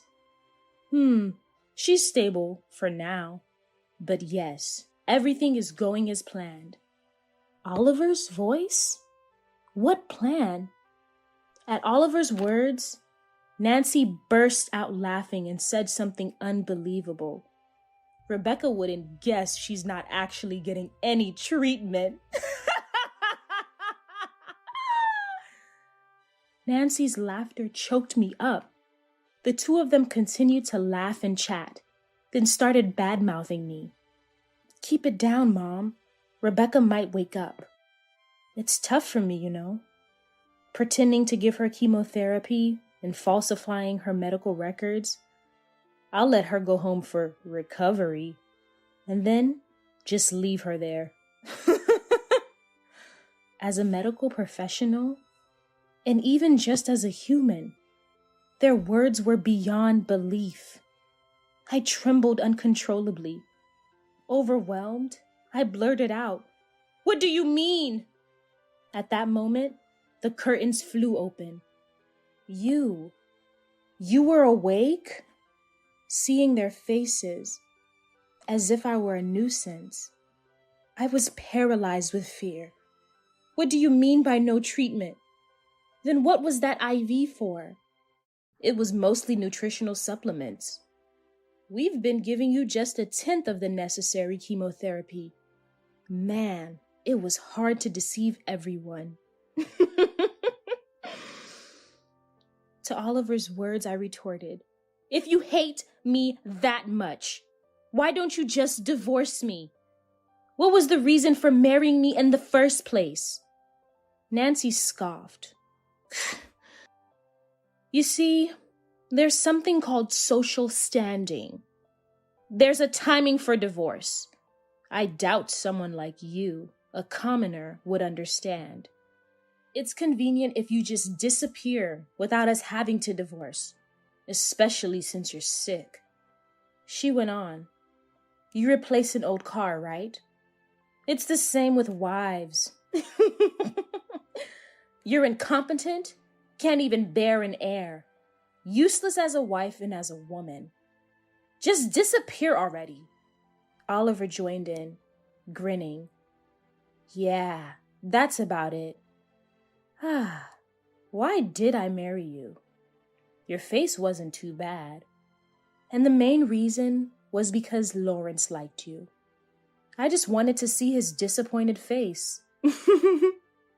I have someone I want to marry after you're gone. Sally. Isn't she cute?" Oliver's smirking face filled me with disgust. Then, from the doorway, "Is that true?" Nurse Sally was standing there.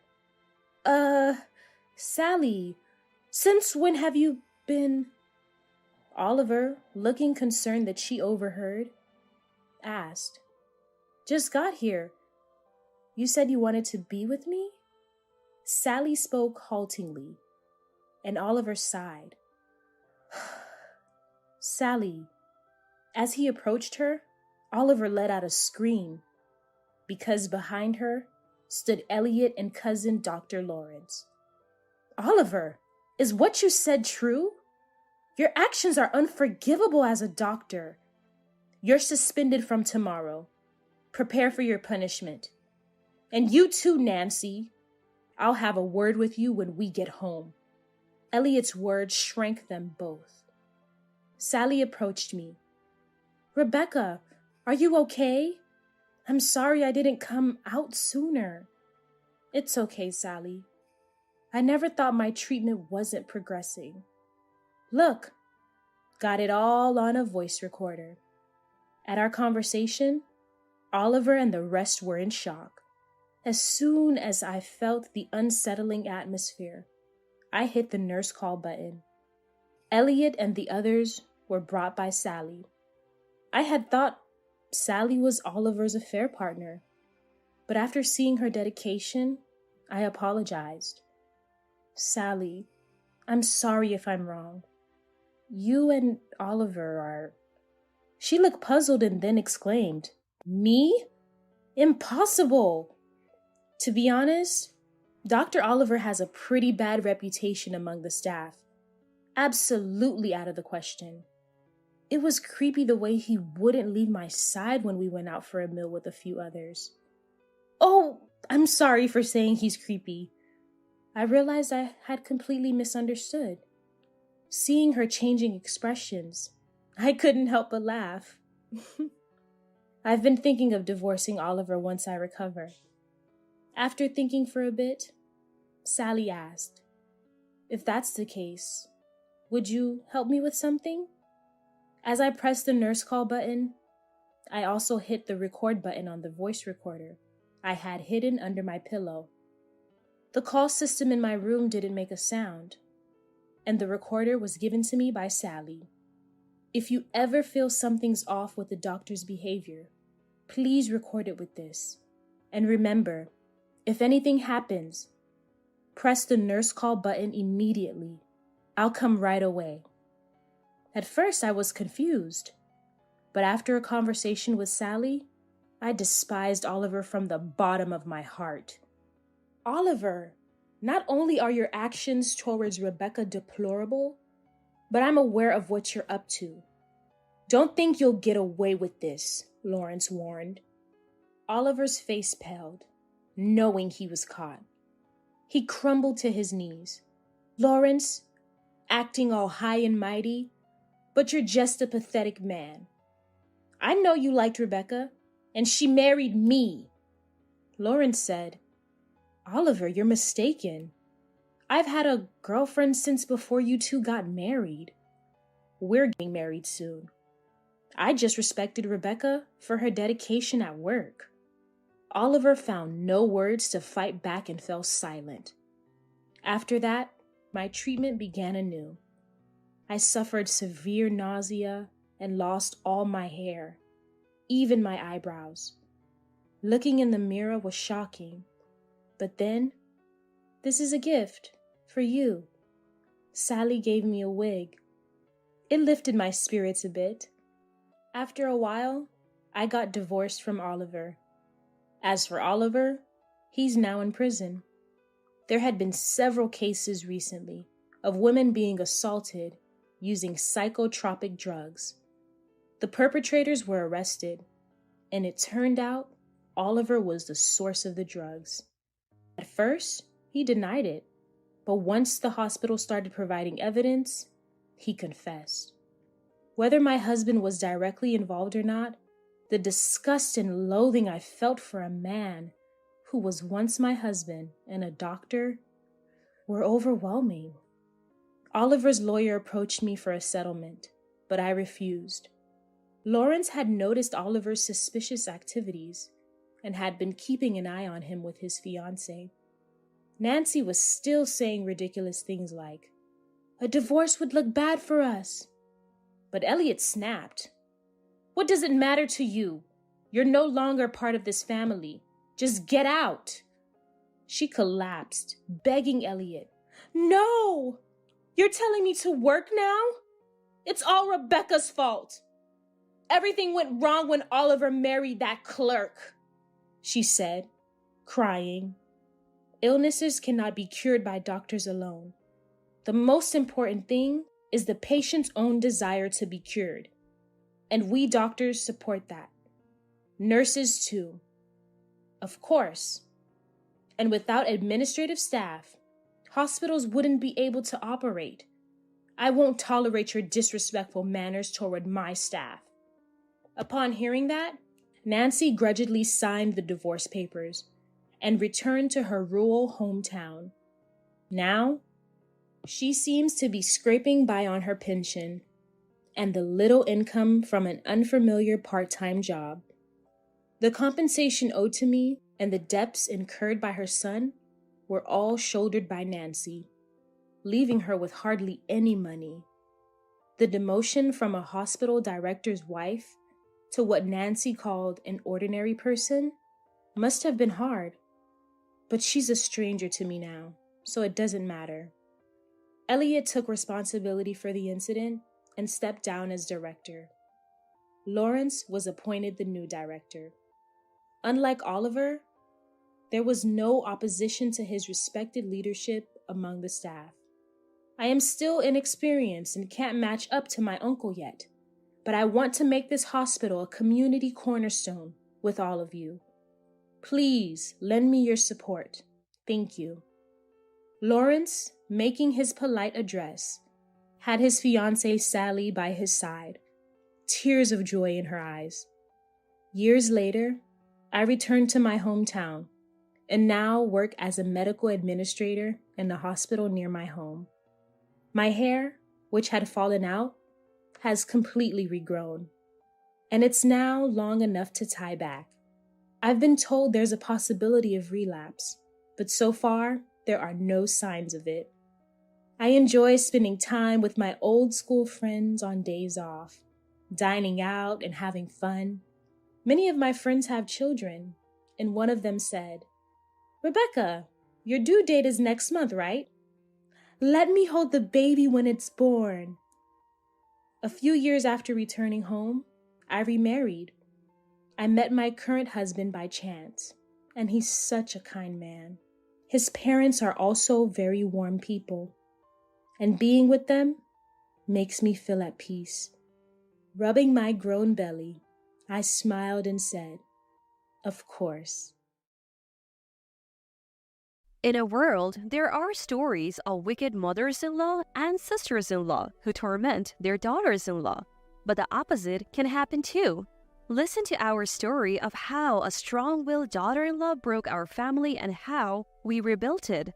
My name is Freya. I'm 25 years old. Just the other day, I married Knox, who is 3 years older than me at work, and I am on top of the world. When I left the house I had lived in for many years, my grandmother said, "I'll be lonely here too, but Freya, live happily. If anything happens, you can always come back." She sent me off with those words. My parents divorced when I was in 8th grade and my brother Elliot was in 12th grade. We weren't at an age where we absolutely needed a mother, and since Elliot and I were both preparing for exams and for financial reasons, we children lived with our father. Our grandmother, my father's mother, took care of us preparing meals and cleaning. The reason for the divorce was my father's infidelity. My grandmother often said, "I really feel sorry for your mother. My son isn't a bad person, but he's always had a weakness for women. Or rather, he's too timid to refuse an invitation." He was a kind and good father to us siblings, but marital relationships and relationships between men and women are different matters. My grandmother was a gentle and hard-working person. I have never seen her take a break. Whenever she had a free moment, she would start cleaning or knitting, her hobby. Elliot and I received many sweaters and scarves knitted by her. Even though they were divorced, we often met with our mother for meals or shopping, so we didn't feel particularly lonely. I think my mother really loved my father. Even after they separated, she often worried about him. That's probably why she couldn't forgive his infidelity. I remember my mother crying throughout the funeral when my father suddenly died of a stroke 6 years ago. When my father died, my mother had already remarried, so living with her was not an option for us siblings.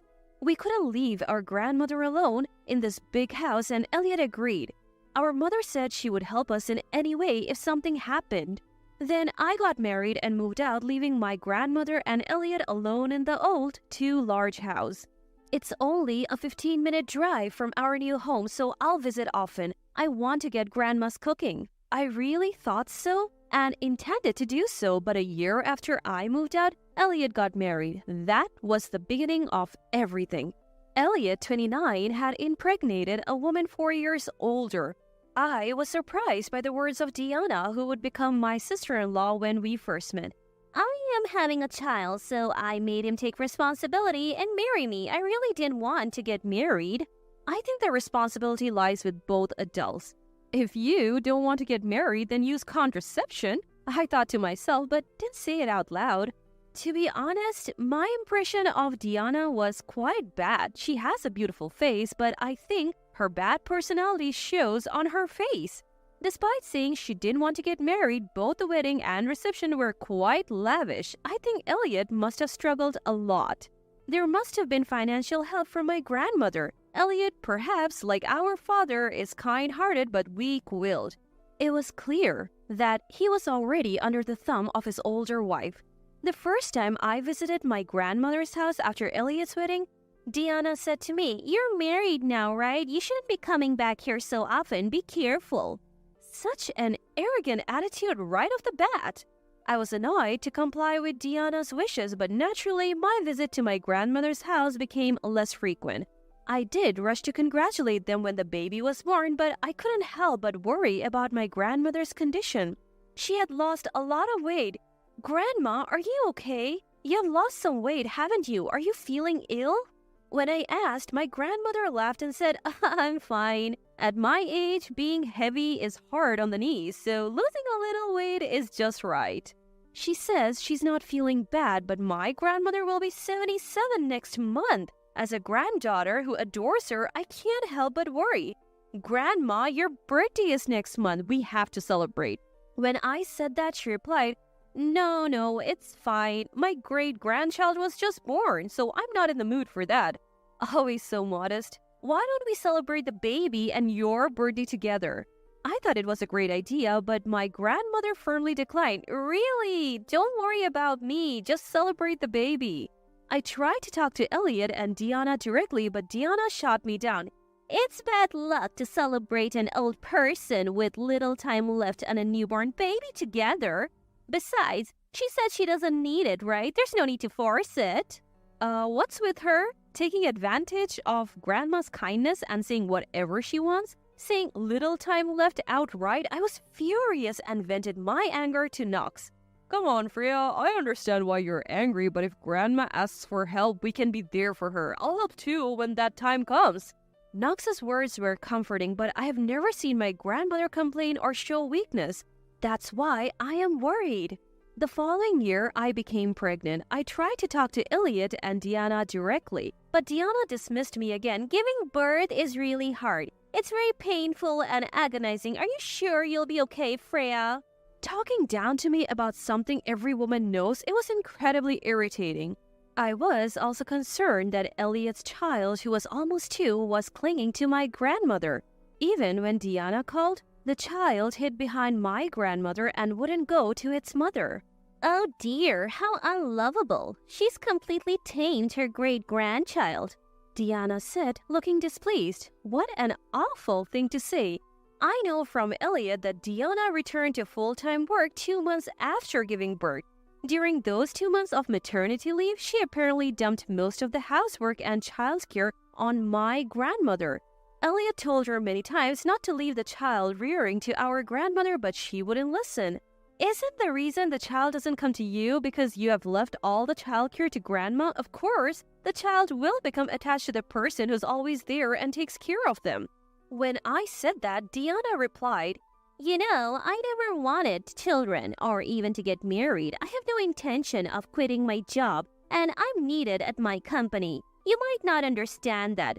Diana's way of speaking really gets under my skin every time. I'm sure she's under a witch's curse. If she accidentally utters a kind word, the curse will make her face swell to twice its size. That's the only way I can make sense of her. On my way home, I was called over by Rosie from my house across the street.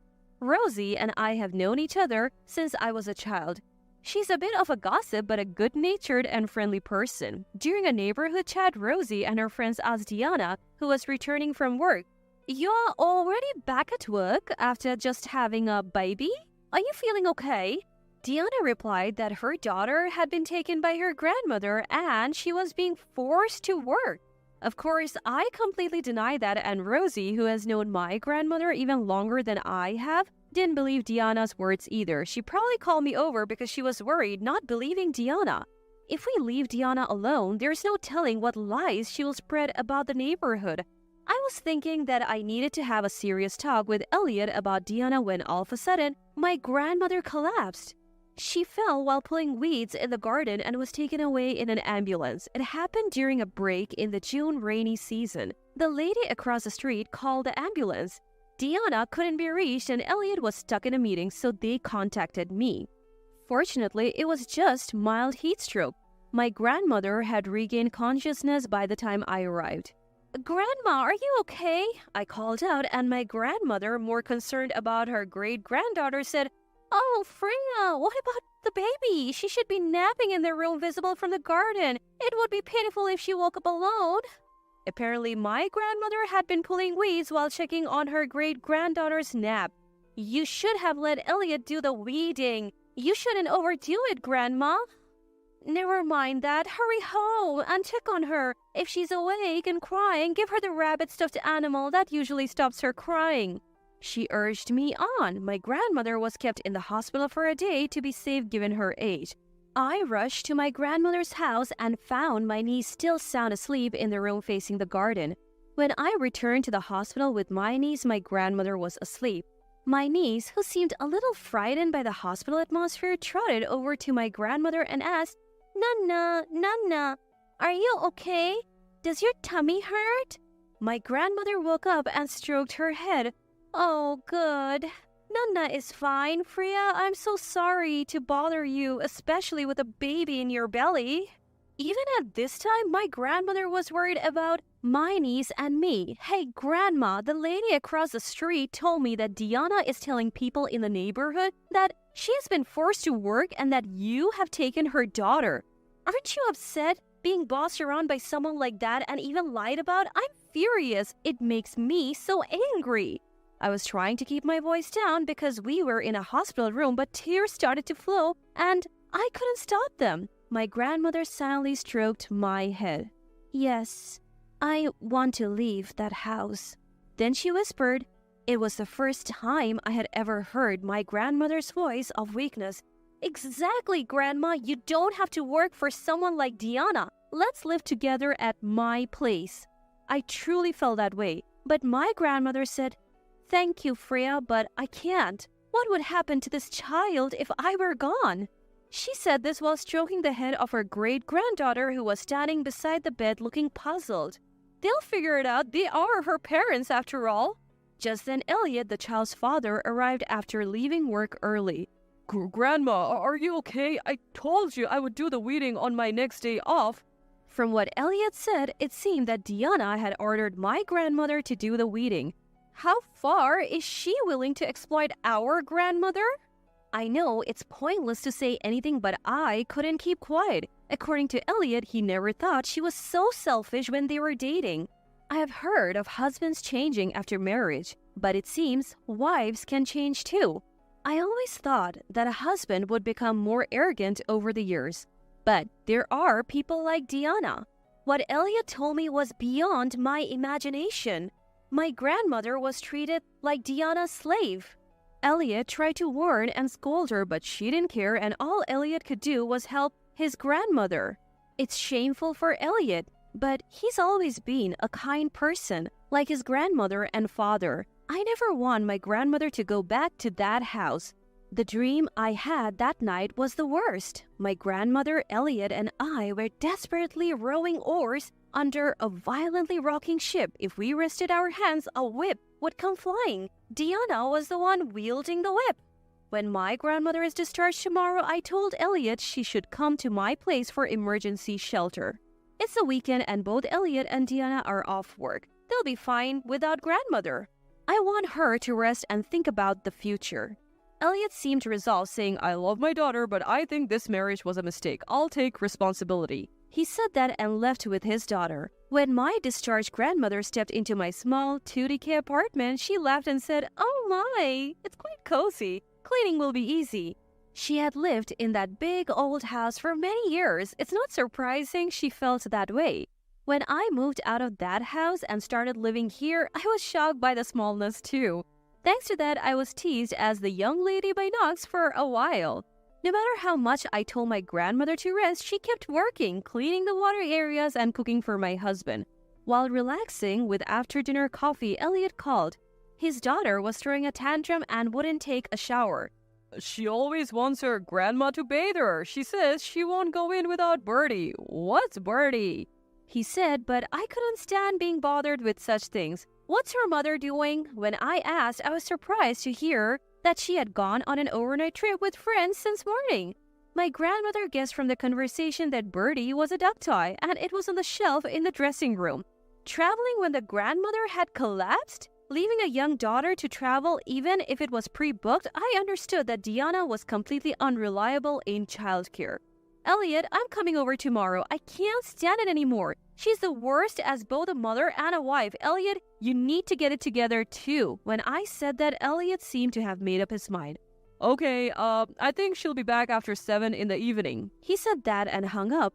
That's a relief. Bertie must be relieved too. I called my mother. I had reported about Diana a few times, but my mother never thought it would be this bad. Elliot is just like his father. He can't take a strong stance against women, my mother said with a sigh, promising to support us fully. The next day, when Diana returned from her trip, she was met by Elliot, me, his sister-in-law, our grandmother, and not just us, but also Knox, our mother, and her new husband. A total of 6 people. Our niece was put to bed by our grandmother. Oh, what? Why are there so many people? Why are there people I don't know? Who are you? Diana said to my mother and her new husband. They are Elliot's and my mother. The man next to her is her new husband. When I said that, she replied, Oh, the one who left this house and her child? Why are you here now and what do you want? With that one sentence, I think Diana completely turned my mother against her. I called them. My mother's husband is a lawyer. Diana looked a little startled when she heard the word lawyer from me. Elliot promptly said, "Divorce me. I can't go on with you." He said it firmly. What? What are you talking about all of a sudden? What did I do? Diana screamed. Well, you did. You exploited our dear grandmother. You left your daughter and went on a trip when grandma collapsed. You dumped almost all the housework on her. You left childcare to her too. I said to Diana very calmly, listing the points. But I'm working, aren't I? Isn't it normal for the family to help? But you're not putting your income into the household, are you? You are using it for trips like this one and for your clothes and cosmetics, right? I was speechless when I heard this from Elliot. Why do I have to be told that by you? I never wanted to get married or have children in the first place. Elliot got me pregnant and I had to marry him and have the child. She acted as if she was the victim and not at fault at all. That's when Elliot spoke. I didn't want to talk about this in front of everyone, but you said it was a safe date, didn't you? I didn't really want to hear such a raw story from Elliot, but it seemed Diana had planned the pregnancy. And you said on the phone with your friend, at this age, people around me are nagging, so I thought it would be good to get married and have at least one child. It's a detached house with a garden. He's the eldest son, no mother-in-law, and the sister-in-law is married off. Quite a good property. Usually quiet Elliot said all this at once. Diana turned bright red and yelled, What? You were eavesdropping? It's not eavesdropping when you were talking loudly. Grandma heard it too. You don't care about me or Grandma. Only about yourself, so it doesn't matter who hears it, right? Even when Elliot said that, Diana didn't seem to back down. There is no evidence of that. It's impossible for you to unilaterally divorce me. Besides, I'm the mother. You can't separate me from my child. What nerve she has playing the mother card now after leaving childcare entirely to our grandmother? We have evidence, I said, pulling out my mobile phone. It contained videos forwarded from Elliot, showing Diana's daily comments and how she treated our grandmother like a slave. Elliot might be timid, but he must have been trembling with anger inside. When he started thinking about divorce, he thought something might be used as evidence, so he recorded audio and video. With this much evidence, you won't get custody. If you don't agree to the divorce, there's the option of mediation, but you have no chance of winning. Don't forget, we have a lawyer on our side, I said, glancing at my mother's husband, who nodded deeply in silence. Elliot then promptly spread the filled-out divorce papers on the table. The video showed Diana lounging on the sofa watching TV and our grandmother diligently taking care of her great-granddaughter changing her clothes. What is this? What's going on? Don't mess with me. Diana, her face bright red, scribbled and signed the divorce papers, then grabbed her belongings in her room, saying, I am glad to leave this big, shabby house. I'll come back for my stuff later. Don't you dare dispose of it. And left with those parting words. After Diana left, the room was as quiet as if a storm had passed. Thank you all. I will make some coffee now. Everyone came to their senses at our grandmother's words. Grandma, I'll do it. Just sit down, I said, going to the kitchen to boil water. I haven't been in this kitchen for a while, my mother said, helping me with the cookies. Mom, thank you for bringing your husband. Having a lawyer with us was very reassuring, I said, and she replied, Yes, I'm glad I brought him. That daughter-in-law is quite a handful. I may be the bad mother who left this place, but I want you, Elliot, and Grandma to be happy. Really." My mother smiled. As we all sipped coffee and nibbled cookies, our grandmother made a significant announcement. "I'm thinking of rebuilding this house. Then maybe Freya and her family will live here." When I left home to get married, my grandmother told me I could always come back. I thought it was a bad omen, but it came true in a different way, a happy way. About a year later, a splendid two-family house was completed. It's a slightly unconventional two-family setup with the first floor completely barrier-free for our grandmother, Elliot, and our niece. The second floor is for my husband, our newly born child, and me. By the way, we had a boy. There's a mini kitchen on the second floor separate from the main kitchen so we can cook simple meals there. There's also a sunroom that feels open even in rainy weather so the children can play without trouble. There are enough rooms for more children in the future, and even if Elliot remarries, we can live comfortably. As a side note, our son was born easily. I wish I could tell Diana, who was boasting about her childbirth. Our grandmother paid for the entire cost of rebuilding. The heads of the household are Elliot and Knox. I wonder if I'm lucky enough to live in such a splendid house and to be the head of the household. Knox initially felt hesitant, but now he's completely settled in, living happily with his grandmother, Elliot, and his niece. Speaking of Diana, who is divorced, her parents' home is a two-bedroom apartment and they have no room to accommodate their returned daughter, let alone space to store her vast collection of clothes, shoes, and bags. Diana seems to have no choice but to live in a cheap one-bedroom apartment. Although divorced, she still has the right to visit her daughter. Despite not trying to see her daughter for over 6 months, Diana, having somehow learned about the house renovation, seems to have pressured Elliot for a reconciliation. She's truly a self-centered and shameless person. Of course, Elliot coldly rejected her. I never knew that Grandma was so wealthy. If Diana had known that, her attitude towards our grandmother would have been different, and she would never have agreed to the divorce. My father and late grandfather left it to me. I was thinking of giving it to you while I was alive, but after that daughter-in-law came, I decided to keep the money a secret. The thought that the house and money might have become Diana's sent chills down their spines. I want you and Elliot to be happy. Grandmother had seen through Diana's true nature even while being treated so poorly. But rebuilding the house was my selfish desire. I wanted to spend my remaining years peacefully with my grandchildren and great-grandchildren. Grandmother said, looking a bit apologetic. "Stop it, Grandma. They say life lasts 100 years now. You have to stay healthy until the great-grandchildren get married." When I said that, Grandma replied, "That sounds delightful," and smiled gently.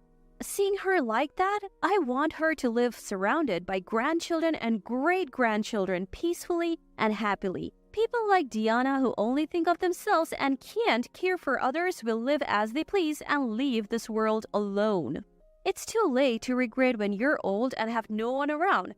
One day, while thinking about this, I heard the news of a company's bankruptcy. It sounded familiar, and it turned out to be Diana's workplace.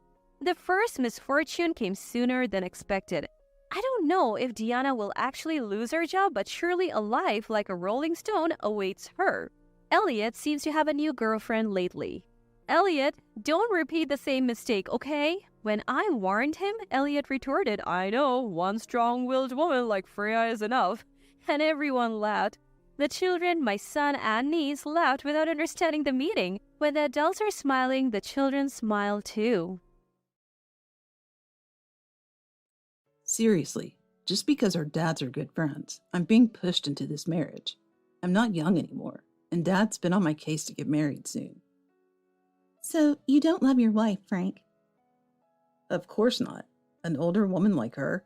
I'm just marrying her for appearances. The only one I love is you, Tracy. I felt a chill run down my spine hearing this conversation. So this was the true nature of my husband, Frank. And this woman, Tracy, who was she? Frank, who was about to get married tomorrow, was boldly engaging in such behavior. I wanted to confront him right then and there, but I paused to think. Merely complaining wouldn't satisfy me, after such a terrible betrayal. That's when I had a great idea. I quickly sent a message to my dad on my mobile phone. Dad, is everyone still there? I'm going to send a video call soon. Make sure you watch it and show it to all our relatives, please. Then I broadcasted it live in front of everyone. Everyone, it's starting. At that moment, the mobile phone screen I sent out elicited gasps of surprise from both families. My name is Sabrina, a 45-year-old office worker. I struggled with not being married after my 40s. Maybe I had too high ideals about marriage. I had a cousin 10 years older than me. She got married at 21 during the economic boom. Her husband was well educated, high earning, and tall. As a child, I envied her marriage. So when I grew up, I dreamed of a marriage like my cousin's. But by the time I entered middle school, the economy had worsened. By adulthood, meeting such an ideal man had become difficult. Many of my friends got married, talking about compromise and calculation. But I didn't want to marry just for the sake of it. Before I knew it, I was over 40. I started to feel the pressure. Having lost Mom at a young age and raised in a single-parent home, Dad was my only strong supporter. It was 4 years ago when Dad suddenly fell ill and was hospitalized. I was so worried about Dad that I visited the hospital every day after work. That's where I met Frank, who had just become the director of this hospital. Frank had taken over as the director from his predecessor. His dad, Hector, the former director and now chairman, had been friends with my dad, Glenn, since high school. Maybe that's why Frank often talked to me when I was in the patient's room. One day, as I was about to head home, Frank called out to me from behind. "Would you like to have dinner together? If you don't mind." Surprised by his sudden invitation, yet secretly pleased, I gladly accepted. Yes, I'd love to. That night, we had dinner together, and our conversation flowed effortlessly, talking about our parents, among other things. It turned out he had lost his mom early too, and we found a lot of common ground. As dinner came to an end, Frank looked at me seriously and said, Would you consider dating me?"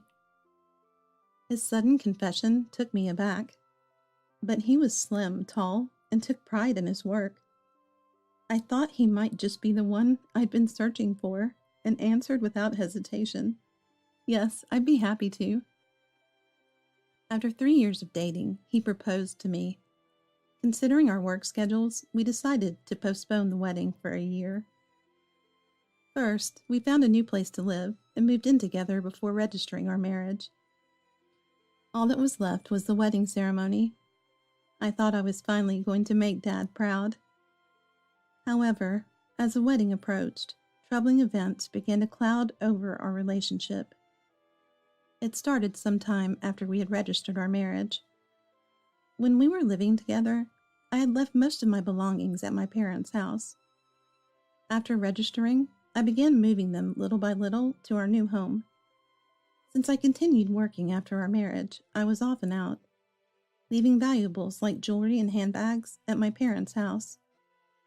Then one day, when we were about to go out on a holiday, Frank noticed me fetching a handbag from my parents' house and said, "Sabrina, isn't it a hassle to go back every time we go out? This house is secure. You should bring your valuables here." Indeed, when we bought this house, we subscribed to a 24-hour surveillance service. It seemed safer than leaving them at my parents'. Since then, I decided to move all my belongings to our new home. But after a while, something strange started happening. Each time I returned from work, I noticed my possessions gradually disappearing. There were no signs of outside intrusion, which was odd. I thought about asking Frank, but it felt awkward, as if I were accusing him. And the missing items were typically things a woman would use, like cosmetics and accessories. Even my favorite shampoo in the bathroom kept disappearing. It was a rare item, only available through the official website. It was odd that only my shampoo kept vanishing. Frank used his own shampoo, so it didn't make sense for him to take mine. I was bothered by it, but didn't bring it up with Frank, wanting to avoid looking incapable of managing my belongings.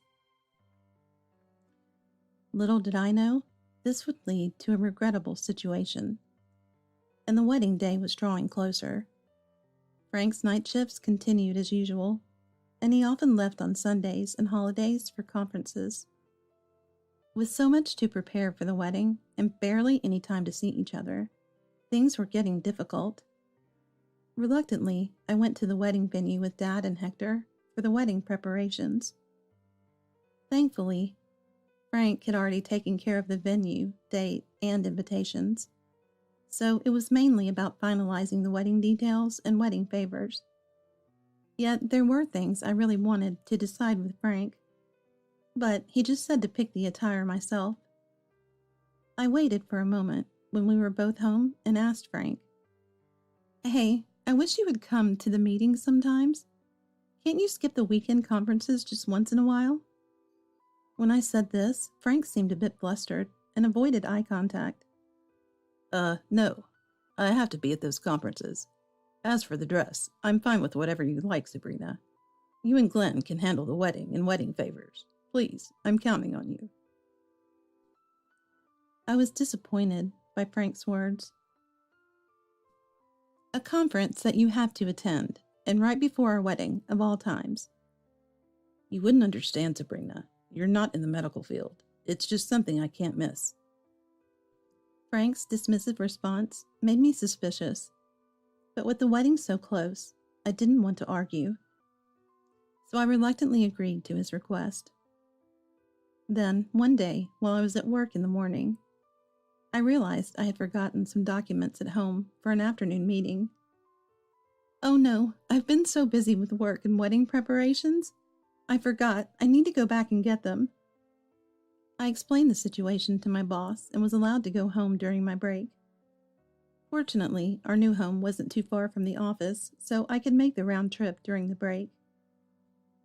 But as I approached the house, I noticed something odd in the living room. I couldn't believe my eyes. One person was Frank, seemingly back from a night shift. But there was also a young woman, a stranger, sitting next to him on the sofa. Frank had his arm around her shoulder, talking to her. I tried to listen from the outside, but couldn't hear anything due to the soundproofing. Curious about who she might be, but short on time, I quietly entered through the kitchen door, grabbed the documents, and left. I didn't want to believe that Frank might be cheating right before our wedding, but they seemed too close for comfort. Suppressing my urge to confront them, I returned to work. I made it to the meeting on time, but couldn't concentrate. Frank always said he was busy with conferences and night shifts, but was that true? Or was he using that as an excuse to meet someone else? Such thoughts kept distracting me at work. After that, opportunities to see Frank on weekends became even rarer. I thought about checking with Hector, but couldn't bring myself to ask. If Frank was lying, it would worry Hector too. With the wedding approaching, I felt increasingly anxious. How I wished Mom was here to talk to. I didn't want to trouble anyone, so I had no friends to confide in. All the friends attending the wedding were happy for my happiness. I couldn't let them down by sharing my doubts. I hoped that the glimpse of Frank with that unknown woman was just an illusion. I was trying to escape reality in my mind. With these feelings, I faced the eve of my wedding day. Frank, despite it being such an important night, said he'd be late due to an evening shift. As he left for work, he suggested, "Since it's the night before our wedding, why don't you spend it with Glenn at your parents' house? I'll be home late." Feeling restless at home, I decided to take his advice and stay at my parents' house. I timed my arrival with Dad's return from work. When I got there, Dad greeted me at the door. "Sabrina, you're back. Actually, we're having a pre-wedding celebration with both families right now. Everyone's already here." Seeing many shoes at the entrance, I was surprised and entered. Everyone applauded and greeted me with cheers as I walked in. Sabrina, congratulations! Thank you. I greeted everyone a bit shyly, and I was blessed and briefly joined the pre-wedding celebration, but I thought it best to rest for tomorrow. I had a drink and returned home. Back home, I felt suddenly exhausted and decided to skip the bath, thinking I could take it in the morning, and went straight to bed. I fell asleep by 8 p.m., but woke up in the middle of the night. It was past 11 p.m. Wide awake, I decided to take a bath. As I got out of bed and headed downstairs, I heard noises from the bathroom. I thought Frank might be taking a bath, but I also heard faint voices, including a woman's. Could it be Frank and that young woman from the living room together again? With a surge of anxiety, I quietly peeked into the bathroom. There they were, Frank and that same woman from before. They were about to get into the tub together. It was clear she was his affair partner. Then Frank said something shocking. Seriously, just because our dads are good friends, I'm being pushed into this marriage. I'm not young anymore, and Dad's been on my case to get married soon. So, you don't love your wife, Frank? Of course not. An older woman like her. I'm just marrying her for appearances. The only one I love is you, Tracy. I felt a chill hearing this conversation. This was Frank's true nature. And this woman, Tracy, who was she? Frank was boldly doing this the day before our wedding. Unabashed, she even said something odd. But Frank, you're amazing, building such a big house and buying me nice things. Well, Dad did contribute a bit to this house, and Sabrina buys her own stuff with her earnings. That kind of woman doesn't need to be supported. That's why I can afford to buy a condo for you. Wow, I'm so happy. But won't your wife notice? Don't worry about it. She hasn't even realized that her jewelry and stuff are missing. Oh, I took those. Her taste is so tacky, so I sold them all. My belongings that had been disappearing. It was Frank's doing after all. Giving them to her. That's unforgivable. I felt my fists trembling with anger. Then Tracy picked up my shampoo. This shampoo is really good. I'll take it home again today. Why not? She shops online all the time. If she runs out of that shampoo, she'll just order more. So it was Tracy who had been taking my frequently missing shampoo. She acted like everything in this house was hers. But more importantly, my heart felt torn apart.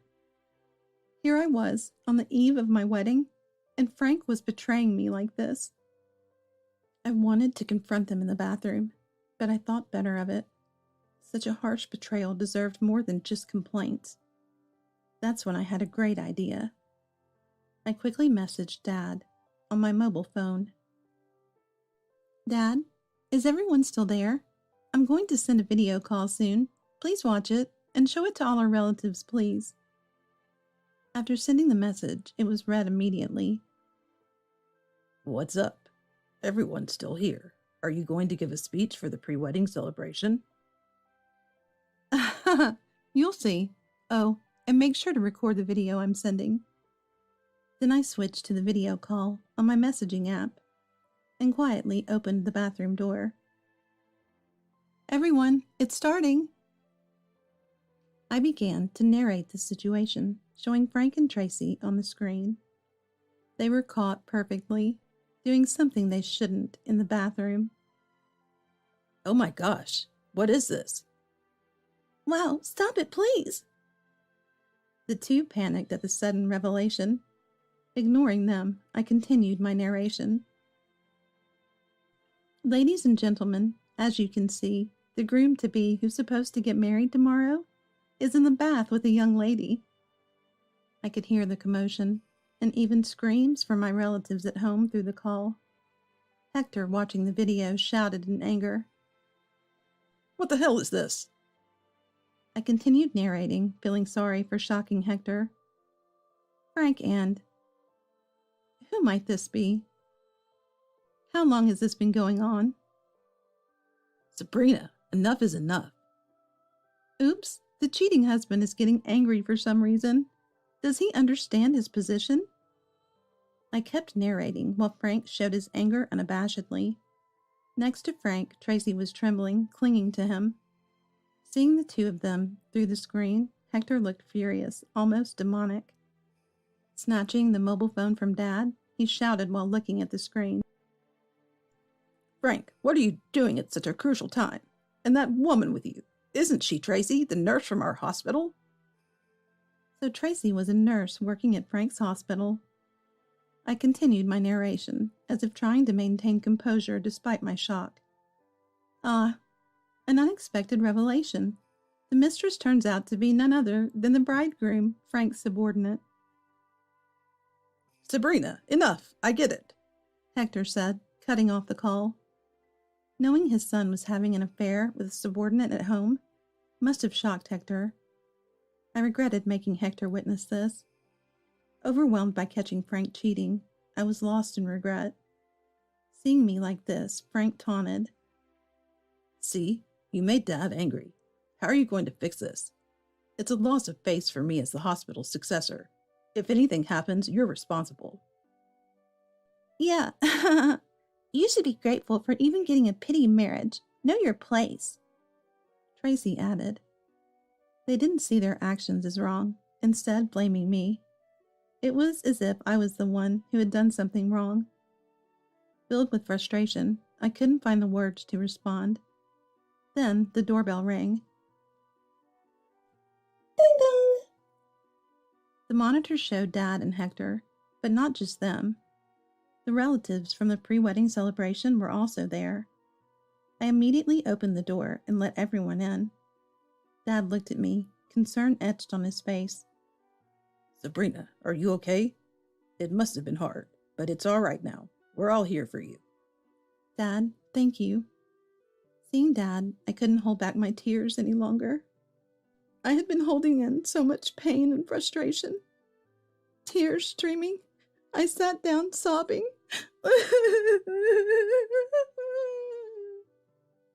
My relatives comforted me, stroking my head and back. I broke down crying uncontrollably. Hector, upon entering, rushed straight to the bathroom. Without knocking, he flung open the door. Hey, Frank, what on earth are you doing? Oh my gosh, Dad.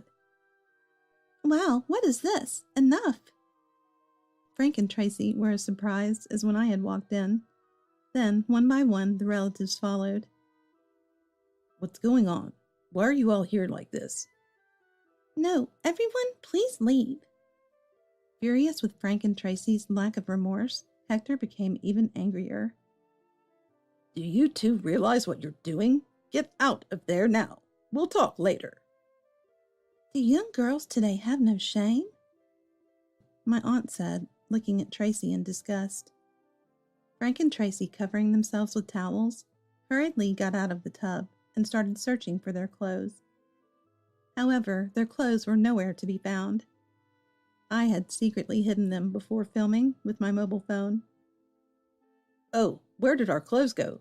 Frank said, confused and still wrapped in a towel. I almost burst out laughing. Tracy just sat there, looking frightened. Everyone watched them, dumbfounded.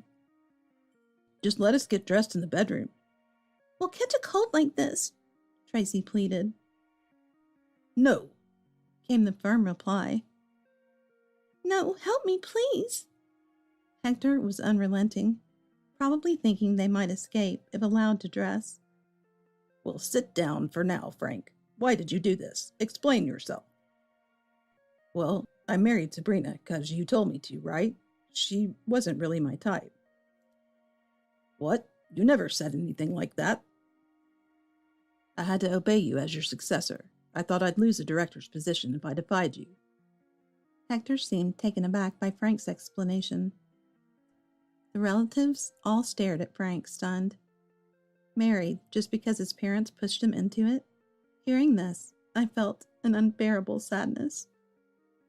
Noticing my distress, Hector spoke kindly to me. Sabrina, I'm sorry for the pain Frank has caused you. I truly apologize. No, it's not your fault, Hector. Please don't apologize. But to think that this would happen just before your wedding. His words made my heart ache even more. My long-awaited wedding. Now, I couldn't bear the thought of it. Seeing my hesitation, Dad put a hand on my shoulder. Sabrina, you don't have to go through with this. I'll explain everything to the guests. That meant the wedding was off. I couldn't imagine continuing a married life with Frank. It seemed the only choice was to cancel the wedding. Hearing this, Frank said with a relieved smile, Haha, so I'm free now. No, that's not how it works. Hector responded sternly. What? Why? The wedding's off, isn't it? You had an affair with a young nurse from our hospital. Right now, only the family knows, but soon the whole hospital will hear of it. We can't keep a man like that as the director. That's right. Frank has shamed us all. He's no longer fit to be the successor. The other relatives nodded in agreement. Does that mean I'm being fired? Yes, you are. Hector affirmed, to which Frank started making absurd excuses. That's ridiculous. I was seduced by her. She used her youth to tempt me. It's not my fault. Frank pointed at Tracy, trying to put all the blame on her. How unmanly of him. Tracy, with tears in her eyes, looked shocked. That's awful, Frank. You said you loved only me. That you married her because your parents forced you. Was everything you promised me a lie? Frank's poor excuses seemed to backfire, especially as Tracy revealed everything in front of everyone. Idiot, don't say unnecessary things. Frank, red-faced, sat down in embarrassment. Hector looked down at Frank and said in a dismayed tone, Frank, I'm so disappointed in you. I would have considered a more lenient approach if you had shown any remorse. I would have even pleaded with a known hospital for you. What? Dad, you should have told me that earlier. Fool, how twisted is your head? Hector scolded Frank with an expression I had never seen before. Even Frank was silenced by this. Watching Frank, Hector took a deep breath and started to explain. I wanted to repay a man who had been kind to me. That's why I wanted you to make Sabrina, his granddaughter, happy. Now I can't even face her grandfather. What? What does that mean? Frank tilted his head in confusion. I didn't know either that my grandfather had been Hector's benefactor. My grandfather had passed away when I was young. Hector then elaborated on my grandfather's story. Hector had struggled financially. When starting his hospital, and my maternal grandfather, then a bank president, had helped him. My grandfather frequently visited the hospital for stomach ulcers, where Hector was his doctor. Hector had aspired to own his hospital, and consulted my grandfather, who even helped finance it. Hector had fallen in love with my mother, his daughter, and confessed, but she was already dating my father. Hector even shared his bittersweet love story. After finishing his story, Hector looked at Frank again. So, Frank, your position today is partly thanks to Sabrina's grandfather. That's why I wanted you to make her happy. Tracy then spoke up. What? That's just your parents' convenience. How could you decide your son's marriage partner for such a reason? That's terrible. Silence. The mistress should keep quiet. No, scary. Frank, help me. Tracy clung to Frank, pleading for his help. Frank brushed off Tracy's hand and shook his head slightly. I'm sorry, Tracy. There's nothing I can do now. No. Hector then addressed a sobbing Tracy. That's how it is, unfortunately. Tracy, you'll have to leave the hospital. What? That's not fair. It's necessary. Your actions compromise the hospital's reputation. Tracy was visibly shaken by Hector's words. Seeing this, I decided to add my piece. By the way, I'll be seeking alimony. Even if you object, we have evidence. But I've been fired. I spent so much on furniture thinking Frank would buy me a condo. And now that's gone too. I only have loan repayments left. What am I supposed to do now? Well, that's what you get for getting involved with a married man. Consider it your punishment. Tracy burst into loud tears at my response. Ignoring her, I turned to Frank. And yes, speaking of alimony, I'll be expecting it from you too, Frank. Also, I'll get the divorce papers tomorrow, so be sure to sign them. That's right. I can't forgive you for betraying Sabrina, my benefactor's granddaughter. You're no longer welcome in our hospital or family. You're disowned. The others echoed. That's right. That's right. Frank and Tracy, now utterly defeated, slumped in despair.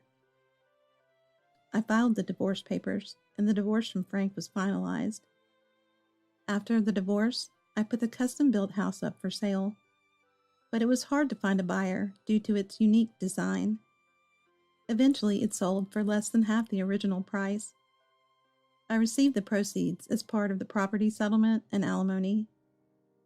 Frank lost his wife and wealth. Disowned by his parents, he couldn't return home. Living alone, he struggled to find a new job. I knew this because our fathers still kept in touch. Dad said every time he met Hector, he would hear complaints about Frank. Frank, still disowned, would turn up at his parents' house, begging at the door. Forgive me, please. Hector never let him in. I also heard rumors that Tracy went to Frank, still holding a grudge about not getting the condo. She's apparently pestering him to return to being a doctor to afford a luxurious lifestyle. Frank, exasperated, even called me. Sabrina, I was wrong to be fooled by a young girl. Let's get back together. I replied similarly. I was wrong to be deceived by your status. I won't choose a man based on his job or looks again. Let's live our lives separately, so goodbye. Hey, wait a minute. Before he could respond, I hung up and blocked his number, emails, and messages.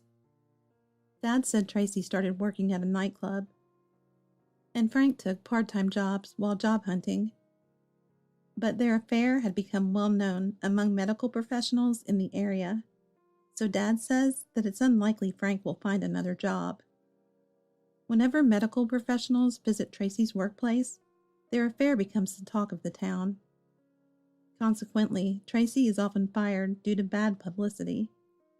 Yet Tracy still hopes for Frank to return to his medical career.